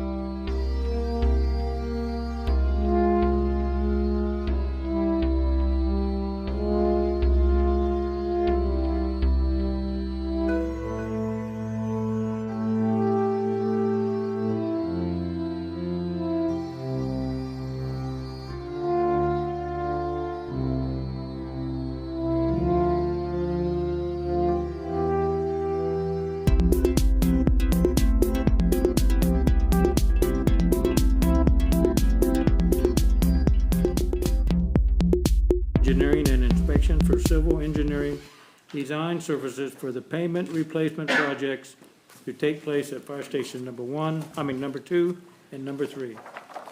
Good evening, Mayor and Commissioners. So Earls Engineering had helped us work on some of our estimates and the design basis for what you'd approved previously this year on the bond issuance for this pavement replacement project. So if you look at the breakdown for both, within their estimate of both projects, has them both broke out individually, and we'll get those, if you approve that tonight, we'll get working on those and get those projects moving. And with that, I'll entertain any other questions. The only question I had, when we spoke about it before, the process of the repair for the use of the vehicles for both stations, the plan for that is in place, it's not gonna hinder any use? No, we'll work through a staging process with the fire chief, and Rotate they'll things modify, around. and, well, you know, they'll have different access, and if we go to the front, they'll have to, I mean, like, well, and I'll present later tonight, but, like number 2, we're gonna have to replace the drive as part of the sidewalk project across the front, so that'll have the front down, and so we'll have to make some modifications. So we will work individually on each station with the fire chief and coordinate accordingly. Yeah, the coverage is covered, I Yeah. mean, that's Yeah. the non-issue, yeah. I know you spoke about it a lot, and gave us a lot of detail before, that was just some of the questions people are asking about it. Yep. I had a question, and Darren answered it. The concrete around the state, train tower station 2. Yep. That's included. Yep, some drainage improvements Yeah. associated, that'll have to go with some under drain and all that, but we'll have all that incorporated. Any other questions? Motion to approve. Been a Second. motion to approve and a second. All in favor, say aye. Aye. Motion carries. Thank you. Matt. Middle Mile Agreement. Consider staff recommendation to enter into an agreement between the Secretary of Transportation, Kansas Department of Transportation, and the City of Pittsburgh, expressing the city's interest in participating in the KDOT Middle Mile Project to facilitate the process of laying the fiber optic lines to make high-speed internet available and more robust, particularly in rural areas. Hi, Mayor Commissioners. This was actually asked by the Department of Commerce. This is a Department of Commerce initiative, and they have been asking the jurisdictions that are served by their Middle Mile project to facilitate the right-of-way access, basically to make it a little bit easier for the contractors that they're using, who are basically going through KDOT, to lay this conduit and this fiber in the public right-of-way. And that's what this ordinance does. They've asked us to do this, and we certainly want to encourage it. What I'm showing here on the screen is was why it's actually very beneficial for Pittsburgh. What you're seeing here are these new fiber lines that they're running that are going to actually be duplicate lines, so that it's more robust to the data centers, or not to the data centers, but to the internet hubs in Kansas City and in Wichita, directly coming to Pittsburgh. So this particular project is of exceptional interest to us as a community. It helps us, gives us better access to the internet, makes us more robust. We're already considered one of the better internet locations in the country, certainly in the state, and this will only strengthen that. And this is at no cost to us, other than allowing them to use our right-of-way? That's correct. In fairness, we need to work with them a little bit, because they're being a little bit cavalier with where they're placing the new conduit too near our utilities. So we're gonna have to work with them a little bit more closely. It's gonna lead into my questions. So under section I, paragraph 8, project limits, it reference the right-of-way boundaries and the scope. It's supposed to be, I don't see the attachment. Do you have the attachment that shows the location and the rest of the details? Well, each city's different in where the locations are gonna actually be. They haven't decided on all of them yet. So that process hasn't been completed yet, where they're actually gonna go and where this is gonna affect within the city? That's right. This is a lead-in to that, right? They haven't given us that yet. Okay, so when do we see that, or when do we get to look at that? As soon as possible, all right? That's one of the things we have to poke KDOT about, to give us a heads up on when they're gonna be here, where they're planning on laying their lines. Do you say they already have a contractor, or they have to put that out for bid? They're laying this middle mile across the state right now. So, okay. So internet hub is only where colleges are located, is the way it looks on the map, or they're just on the route? They're on the route. Those are just identifying things on the route. And you're 100% sure about it's not anything to do with the data center? Oh, no, this is a completely different initiative. I mean, I would imagine the data centers might benefit from it, but it is not something that was initiated by data center. This whole middle mile concept was well before any kind of data center initiatives have been started in And the this is a state. KDOT project. I mean, they wouldn't. It's a Department of Commerce and KDOT project. I would hope, yeah. It's funded through a federal Internet grant. hub, you see colleges everywhere, there's the line, so internet hub, yes, data center, not so What much. would be the cost for that, project? The cost for these kind of projects, I think there's, I forget how much is that, well, maybe it's in the website. I've forgotten how much it is, but it's quite a few, it's tens of millions of dollars. That's what I right? thought, yeah. Everything KDOT does costs a lot of money. Oh, yeah, and it does. It does.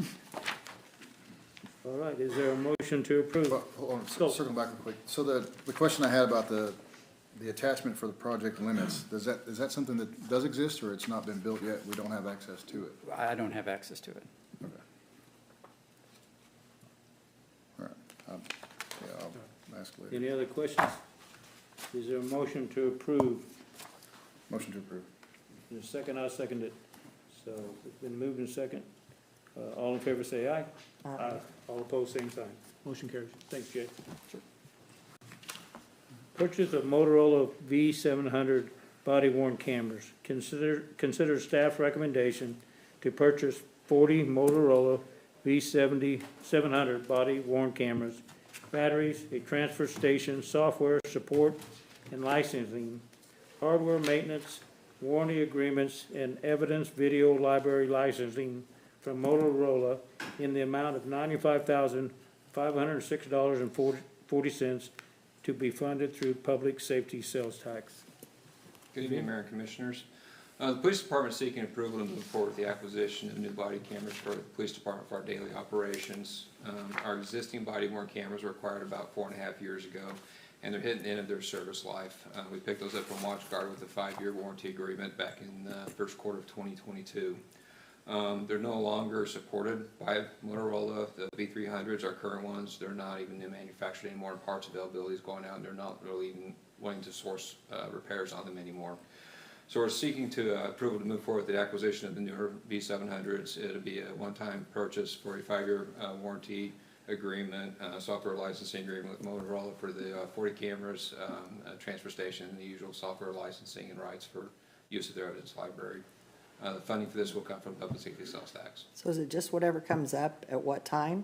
I mean, it's not, you said 5-year shelf life, so to speak? It was a 5-year agreement with WatchGuard, Yeah. and it's usually the end of their service life, and Motorola does not support these current ones that we have, so we And need to upgrade. Motorola was the ones we had already, and these. WatchGuard was the one. WatchGuard was his WatchGuard. own parent company back then, and Motorola Okay. has since acquired WatchGuard in the last 5 years. Would you consider that a breach of contract?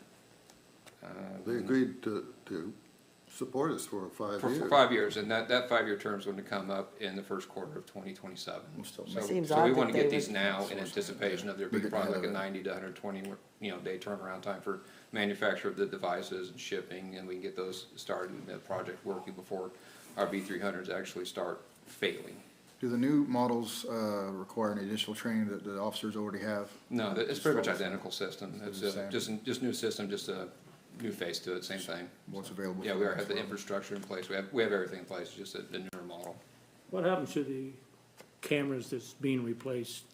I imagine, Ryan, do we have anything, do they need a return on those, or? Yeah, they'll want them back. Motorola will want them returned Why? as part of If they their- don't support it, That was a part of the original agreement, is to Yeah. turn Oh, them it once was? their shelf life is over. Hmm. That's wild. What do they do for training So, purposes? so about every 5 years, we're gonna be doing this, maybe? yeah, Probably, Most likely, yes. probably. you need them. Oh, they're important. They've become essential pieces of equipment. We use these like on a daily basis. These for keep Yeah, you everything. can't win for losing on the Keeps our 5-year thing. officers safe and important. It's crazy to think that they're only good, that's the window that they're gonna operate with. You would think that they would try to make them last longer, or at least, Well, not to say at the end of the 5-year term, I mean, that they're still having the V700. See, the problem is Motorola, we're not recognizing the V300s that we have now at all. They're pushing their new 700s. And in 5 years, they still have the 700s. We may be able to just extend the warranty agreement and just maybe buy a few new units if the ones have been worn out pretty bad. So has there ever been an issue with malfunctions of these cameras, or? More physical. They've had a couple like bugs and everything else manufactured, but I think mostly it's been like the physical, like they get in a tussle and they get Yeah. knocked to the ground, the lens gets cracked or something, so we have to turn. And Motorola had like just pretty much like a no questions asked, something happens, put it in a box, ship it, then they get us a new one. What do you do when you send one off and you're short? They send us a new one, replacement first. I get Okay. replacement first, and then I send them the defective one. Okay. So, and we've done that about 12 times for various reasons. So- now, they don't sell the batteries, so if you need a new battery, I have to literally RMA the whole device in order to get it back. So That's- your officers always have their body camera though, but if it's defective, you have to ship it? So there, They ship also replacement overnight, the overnight air. so it's not like you have spares sitting on the shelf to replace that until you get reimbursed? Yeah, yes, but part of the increase in the number is to make sure that we have sufficient spares. Good. Because we're bumping up against the number. Is there any other questions? Motion to approve. Second. Moved and seconded. All in favor, say aye. Aye. Motion carries. Thanks, Ben. Thank you. Ordinance number G 1392, consider approval of ordinance number G 1392, amending sections 18-261 and 18-262 of the Pittsburg City Code by adopting by reference the 2024 edition of the International Plumbers Code and the installation, repair, and maintenance methods specified therein as standards of the International Code Council, save and accept such parts or portions as deleted, modified, supplemented, or amended by section 18-6262 and repeal ordinance number G 1235. What in the world are Good we evening, doing? Mayor. I apologize, you're gonna have to do that 12 times. So the ICC comes out with new code cycle every 3 years. We're currently on the 2012 code cycle, and we're 4 cycles behind. Tonight, Building Service is just asking that you update to the current 2024 So why are on we all these behind? codes across the board. Why are we behind 4 cycles? Well, it takes quite a bit of time to review each one. I actually, I was gonna do the 2018s, and then, I don't remember what year COVID was, but right in the middle of that, I think, I worked a little bit with Henry on the 2018s, and then the 2021, the hack shut us down. We're behind, I think, mainly because of the hack and COVID, What's considered a cycle? every 3 years. Every 3? Yep. Okay. Why don't we just have an ordinance where it automatically updates to the I would new? love to do that, and so we wouldn't be up here, but I don't know how that works. Okay, so let me ask you something. Before we go through all this, can we do that? I would suggest we do this first. This first? And then obviously in the next code cycle, we can work on, how we get something like that done. But, as a contractor, I did a lot of continuing education for years. You have to, I was always told in every continuing education that as a contractor, it doesn't matter what a city is enforcing. You need to be working day to day by the latest one out. 12 years is a long time. It is a long time, yep. So every one of these ordinances, there's exceptions, it looks like modified and. Yeah, so I exceptions. worked with a lot of the local contractors and mainly the plumbers. Plumbers had a local chapter here for years that they were a part of, and they've always worked closely with us on things that need to be amended, whether it's type K conduit in the ground or burial depths for this or that, or snow loads. So they were real helpful with that, but we kept the same amendments that we've always had. We didn't change anything, whatever amendments we've had. And whatever we need to do going forward, we'll come back in front of you with. So on our ordinances, you have to go in and do the exceptions, you have to like the subsections that you want deleted or modified, you have to put that in there. It's Yes. not up to the discretion of the building official, no matter what. If we adopt the book as a whole, we're adopting it as a whole. If we Yeah. want to amend something out, Henry can probably correct me if I'm wrong, but we need to amend it. Each one of these ordinances or these, whether it be plumbing, electrical, or whatever, they're pretty thick. Yes, So that's a lot of man hours of looking it is. and, Well, and a lot of times we find it out in the field on a certain job. Mm-hmm. Every job is different. A lot of them are repetitive, but there may be a special circumstance that comes up that we find these that need to be amended. And So it if may you be- prove this, like, across the board tonight with all these, and you come across something that you might have missed, do you just I think set we it still over have here the and wait authority. and- No. I still think we have the authority case by case to work with that, but we obviously don't want to just keep pushing that down the Sure. road, so we would amend it. So after this, what we talked about renewing it yearly, would you still have to review each one yearly? Oh, yeah, I still think it would be city's best interest if we want to keep these amendments to always review and make sure those, not only does the code change in just verbiage or maybe material or best practices, but it also, as any thick book like that does, Article 203.2 may not be there anymore. It may Reference change to materials some, change right, where it comes absolutely. from. So we may need to change those. And really, that took a lot of time going through. Sure. I, want to thank Tammy, she helped me a lot, and so did Henry.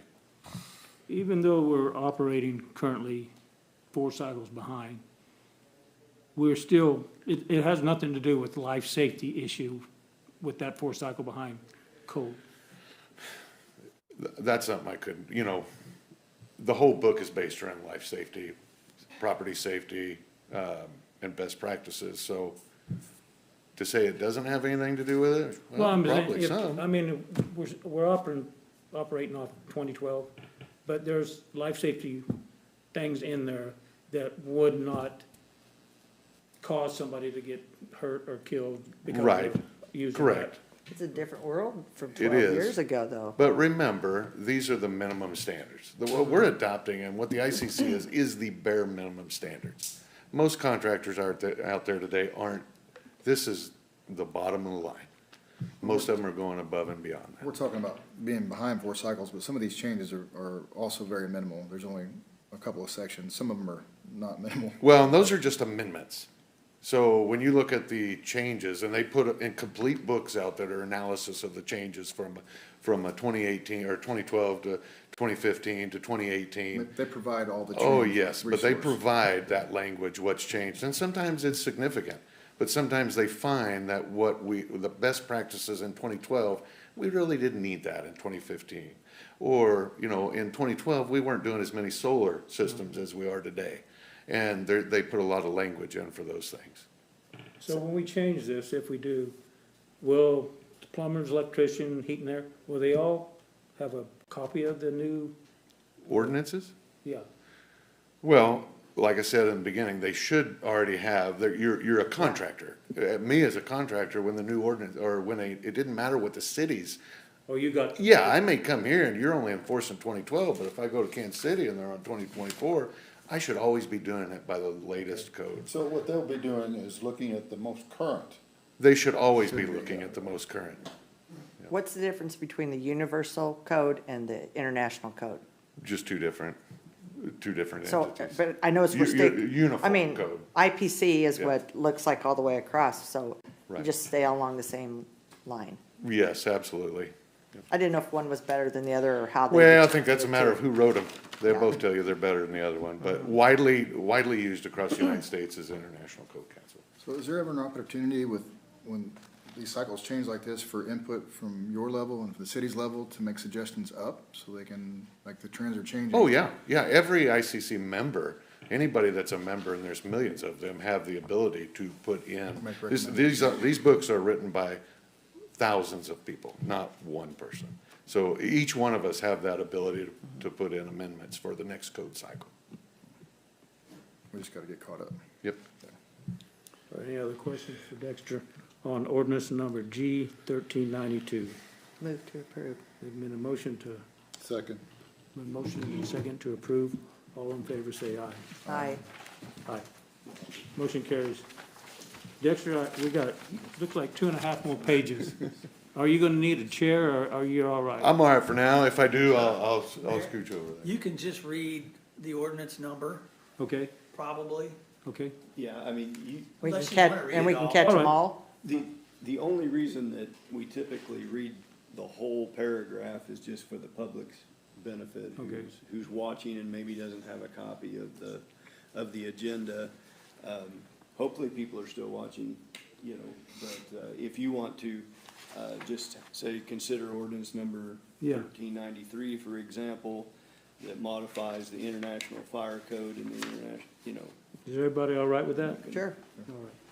Moving on to ordinance number G 1393, consider approval of ordinance number 1393, amending section 34, 31. I don't need to go through it, but we're just amending. This is so if you just read that part, I'd be happy to tell you what it Okay, is. all right, yeah. This would be the 24 edition of the International Fire Code, just bringing it up to today's date like the rest of it. Any questions? Yeah, I guess if we're gonna do it that way, the questions have, if you would highlight major changes that people need to So know I can about. provide a book. Major changes, I'm telling you, is literally a book this thick, thousands of pages of, it could be a change of the word "the" instead of "that." Yeah. I mean, I'll show you one if you want to come down to my office. They literally put classes, training courses, 8-hour courses on significant changes of these codes, one book, and we're doing 12. So, I mean, I couldn't highlight the changes. Okay, I guess the suggestion to the open public would be to definitely get a new copy once these are all approved. We do. So part of this ordinance also states that I have to put one copy of each book in the city clerk's office. So there's always one available for anybody. Okay, move to accept ordinance number G 1393. There's been a motion to approve. Is there a second? Second. Been moved and seconded. All in favor, say aye. Aye. All opposed, same sign. Ordinance number G 1394, consider approval of ordinance number G 1394. Mayor, this one is the International Fuel Gas Code. Without looking at it, the questions will be specific, so motion to approve. Second. Been motioned and seconded. All in favor of approving ordinance number G 1394, say aye. Aye. Aye, all opposed, same sign.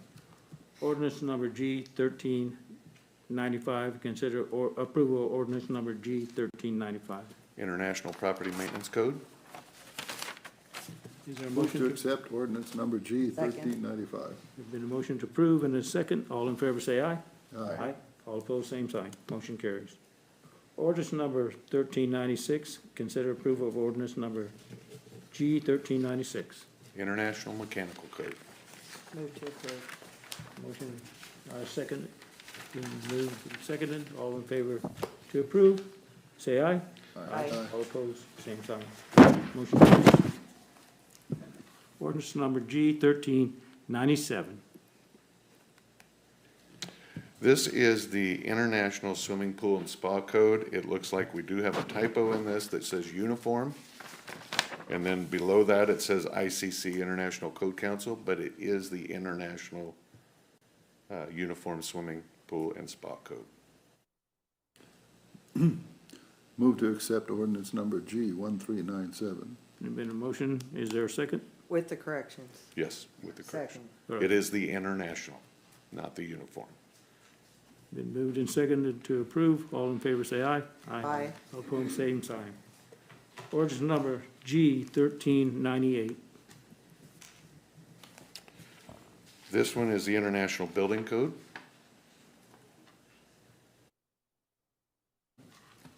Is there a motion to approve? Motion to approve. Second. Been moved and seconded. All in favor, say aye. Aye. All opposed, same sign. Motion carries. Ordinance number G 1399. International Residential Code. I make a motion to approve. Second. Moved and seconded. All in favor, say aye. Aye. All opposed, same sign. Did everybody say aye? Ordinance number G 1400. This would be the National Electric Code. It's important to know that the National Electric Code is not written by ICC, and it has a different code cycle. That's why it is the 2026 edition. Any questions? Move to accept ordinance number G 1400. Second. Motion second. All in favor, say aye. Aye. All opposed, same sign. Motion carries. Ordinance number G 1401. So this is not a building code. This was a creation of a code that has been long standard practice in Pittsburgh, the next two. for years, when you go out to a property that's had its utilities disconnected for 6 months or more, you had to get an inspection. Evergy, back when it was Westar and before that, they always required that. Nobody owned this ordinance. We have decided to own this, so there is somebody to speak to. The gas company and electric company both have asked us to own it, but for years, since the 90s, this has been going on. So it's never been written, and every time you ask somebody, it's, well, it's Evergy's rule, or Evergy, it's Pittsburgh's rule. We decided to just own it. That's what these are. So- Nothing's changed. Practice didn't change. It's the same thing we've been doing for decades.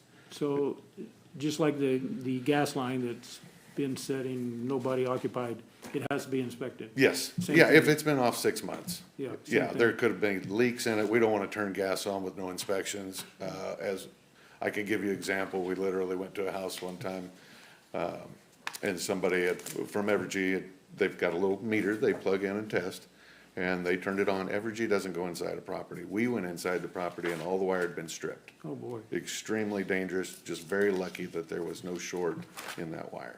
So who's inspecting, does the gas company and electric company will inspect these? No, this ordinance This will will allow- let us do, yeah, take ownership of what we've been doing for years. So you would go in that resident, make Yep. sure everything's all right before? Correct. And you let Evergy know that Yep. it's been inspected?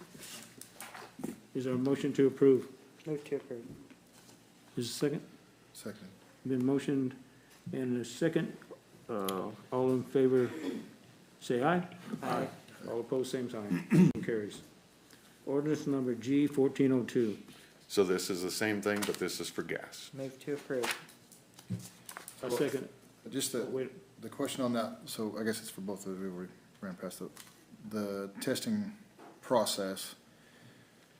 If we find that we need to change that, it's not working for the residents themselves, then you'll come back in and Yeah. make adjustments. I would be a fool not to think that I won't be in here amending something down the road. But I will tell you that these testing procedures, especially gas, and I look at you because I know your company has been doing this for years. These procedures have not changed. They're the same thing that's been working for decades. Absolutely. And so the only other part of this that I'm looking for, and I'm not seeing it, but is the reporting process after the testing has been completed. How is that? We send an email to, there's a group, so it's an Evergy group or a Kansas Gas group that gets these, that notifies them, hey, it's been tested, the city's approved it, and then they go out and turn it on. Okay. So if there's issues with it where it can't be turned on, but we're gonna hold that information at the city So level? what we do is, like the gas, it's required that a plumber or the homeowner do that, and there's specific type gauges and all that can be found in the plumbing books, but they go out and test it, and then we go out and verify that it's holding the pressure. I mean, it's a very simple process, and then if it's not, we obviously notify the, whoever pulled that permit. So with this, since it hasn't been something that we've done for that amount of time, but we are gonna keep track of all the data for this and have it available for the public also? I mean, it can be recorded, of course, but we're What do you gonna have mean? this in a queue somewhere? What do you mean keep track? Well, if we go test it and there are findings from the testing, either it's holding pressure or it's not, that information is gonna be stored within the city and accessible for. Well, it's in our city inspection programs, yes, that it failed or passed, Right. yeah. If we haven't been doing it for a long time. No, we have We been have, doing, we we've have. been doing it for decades. Yeah, decades. Nothing's changed. Just not owning it, as far as who's. Not doing it. owning who, so we've been doing it, maybe I didn't make that part clear. Everybody, when you go out, whose rule is this? Why do I have to get this inspected? Well, it's Evergy's. Evergy would say, no, it's the city's. Nobody really owned the rule. We knew it existed, but there was no written rule. Both entities have asked the city to write that rule and own the rule. So Right, and what I'm referencing to is specifically tracking the information is all, like it's. Well, been done. we have it for decades, whatever we have in there, everybody, It will this has follow been a the no-cost address permit too, for won't years. it? Won't it follow the address? Yes, And, yep. you know, Yep. yeah. Yeah, we have that information. So the gas line, you put a pressure test on, what do you do on the inspection, I should have asked, in electrical? It's visual, Just visual? yep, You follow it all the way to the breaker box too. all the way inside, yeah. Like I said, most of these, if it's been off for quite a while, it's not that it could have a leak like gas. It's more of, we have houses that have been abandoned and people go in and strip the copper out of them. It's a pretty big deal. So you have to go up in the attic and stuff and look at through? Usually when they've been in there, you can see it. You don't need to go in the attic. Yeah. When you walk in the door. Well, I mean, you know, some They homeowners- destroy the drywall, they destroy everything. Yeah, It's but I'm very- saying some owners could have been up in the attic and rigged something up. Well, that would be electrician's job. We don't go that Okay. far to test every single circuit. Mhm. I mean, what we're looking for is the bigger picture. Okay. All right. Motion to approve. There's been a motion to approve, Second. is there a second? Been a motion and a second? All in favor say aye. Aye. All opposed, same sign. Orders number G 1403. Last one, this is the International Existing Building Code. So explain a little bit about that. So the International Existing Building Code was proposed that we should do this in our community by architects and engineers that have been to our buildings downtown and said, look, you have older buildings like a lot of other communities, and you don't have a code that supports working and remodeling these older buildings. Anybody in here that's worked on an older building realizes you don't take a brand-new 2024 code and apply that. You can, it's expensive. Doesn't give you any leeway for the way they built back in the early 1900s. The existing building code gives some leeway. It reduces some cost without reducing safety to these older buildings. So I thought that had some, maybe could help with the problem we have had to take on. It can help across the board. So if somebody abandons a building, we can go and inspect it now with. Well, this doesn't have anything to do with this. This has to do with when you're remodeling an old Oh, building remodeling. and you take the 2024 International Building Code and it says, hey, if you're gonna remodel or do this, you have to do it to this Right. standard, this minimum standard. Like it was built today, like we're building it today. And that can get very costly when you're dealing with an Right. old building that wasn't built that way. So the International Existing Building Code says, hey, we realize this was built 80 years ago, and there's gonna be some standards that can't be met. So by adopting this new book, that gives us some room, some wiggle room without going outside of the International Building Code. Staying within the bounds of Yes, safety. absolutely. Yep. It'll help our downtown in the long run. Any other questions? Is a motion to approve? I'll move to approve. Second. Second. Been motioned and seconded. All in favor say aye. Aye. Motion carries. Thank you, Dexter. Thank you. Is there any non-agenda reports and requests? Yes, Matt has one, and Missy has one. It looks like Missy's going first. I just have an update on the 2026 budget recap for half year, so just that quarterly report. Thank you. And if you have any questions, you can call me or email me, and I'll be happy to get you the information. Thanks, Missy. All right, you got something, Matt? Matt's got some. Sorry, I thought she was gonna talk. I was just hanging out. Sorry, I meant to hand this out earlier. I forgot. Thank you.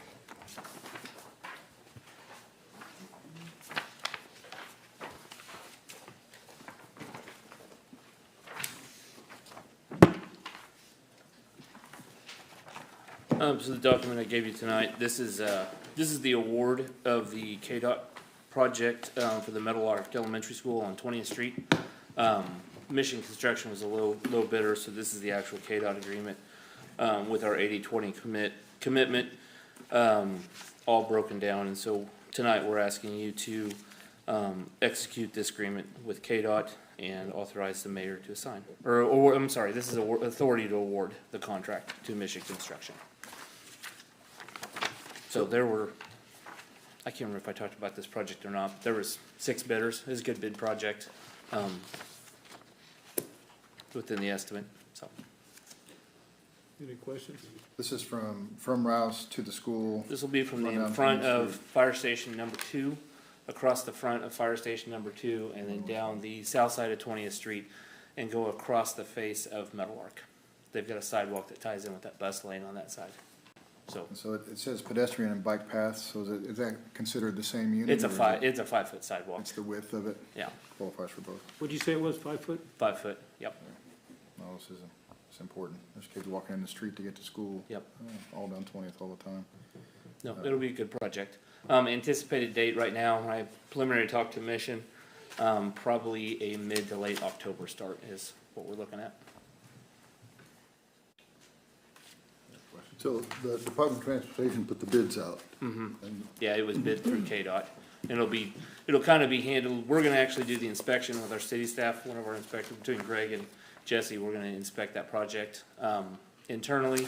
And then, the local office here will help facilitate some of the contract execution items, so. So you said this earlier, was this going to be happening at the same time we do the concrete work at Station 2? Uh-huh, yeah. Well, it'll have, I'm sorry, the front drive approach to station number 2, the front drive approach is part of this contract. We incorporated that because to make all the ADA compliance and crossover of the sidewalk, it ended up taking like half the drive, so we just added the, kind of as a non-participating, we added the additional all the way up to the front doors and just took the whole as part of this project. And then everything behind station number 2, including around the training tower, will be included with Earl's contract when we bid out those projects. So the front drive would, when this is going on, they can always go out the back drive? Yep. Yeah. Yep. Good project. Motion to approve. Second. Been moved and seconded to approve. All in favor, say aye. Aye. Motion carries. Thank you. One more, actually two more.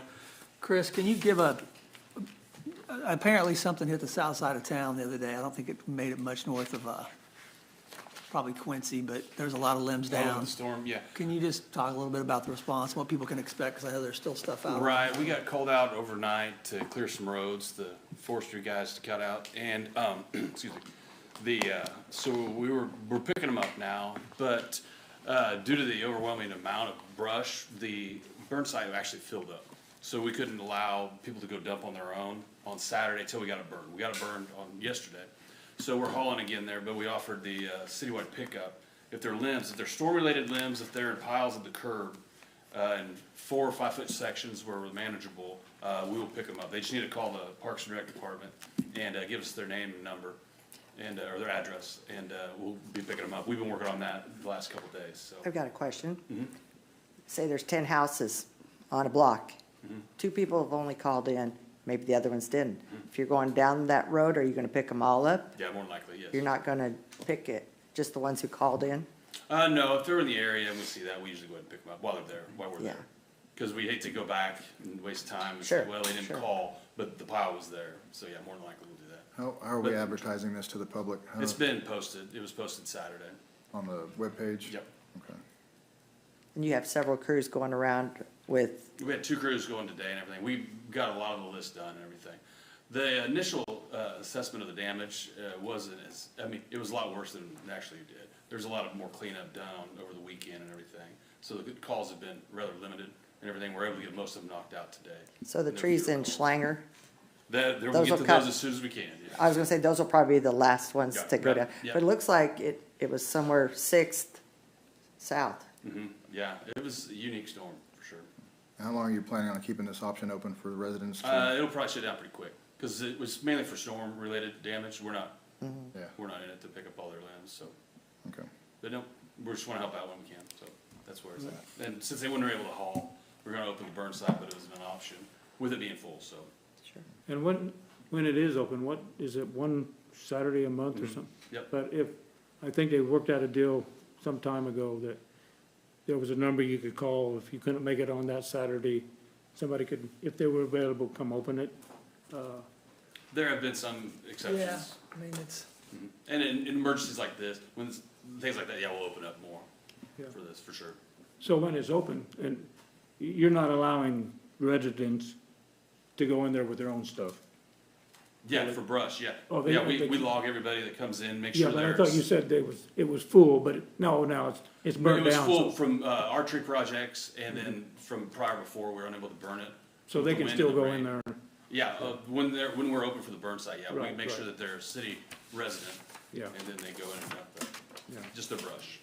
You said you're gonna close it down fairly quick, but what about the demand on the tree guys right now that is great? Because we've seen some really big ones down. Mhm. So what happens if somebody is in line to get their tree taken care of? They don't dump there. They just don't dump The there? trees, yeah, the trees are. Okay. Yeah. And so if somebody has a problem that's an individual and they just can't get to it yet, if they called, you don't give them a grace, a period of We will, sorts? yeah, we will be. I say soon, it's not gonna be, Oh. this isn't a forever situation. Oh, yeah, yeah. The process essentially is once they're on the list, they're on the list, and they'll get taken care of. Yeah. Yeah, we can't promise when, I mean, we're moving swiftly as we can. Sure, But sure. we don't know what's gonna happen tomorrow, so if we get called with the crew and everything, but we're helping as much as we can. Are we tracking the amount of loads that are generated from this? We'll have an idea of what the storm created. Yeah, I mean, we have, not really as many loads, because that varies, and, but the number of calls, yes, we have it all logged in. And there's no money for that because it wasn't that over the top, correct? Yeah. Okay, because some places further south, they were able to apply for that kind of money, so I didn't know. Not to my knowledge, so. I mean, a lot of the private people are just covered the area, so I don't know. Trying to get tonnage would be tough because we're only getting a portion of it. Thanks for letting me put you on the spot. I wrote that down and I was like, I'm not talking about that. The last one is just thanks for going to the Best. We toured it before this. Big project. It's unbelievable. A lot of good stories about people that have been in there over the years, but it was beautiful and it's, I think it's full of future tenants, so exciting time, but thanks for making time for that. That's all I have, Mayor. I have one thing. All right. We'd be remiss not to mention the passing of Reverend Walter Simpson of the Lighthouse Temple Ministries. Our condolences go to his family. He was always a joy to have here for prayer at whatever his time in the lineup was. We appreciated him, and like I said, condolences to his family. Anything else? Is there a motion to adjourn? Second. Moved and second to adjourn. All in favor, say aye. Aye. All opposed. All opposed, same sign. We are adjourned.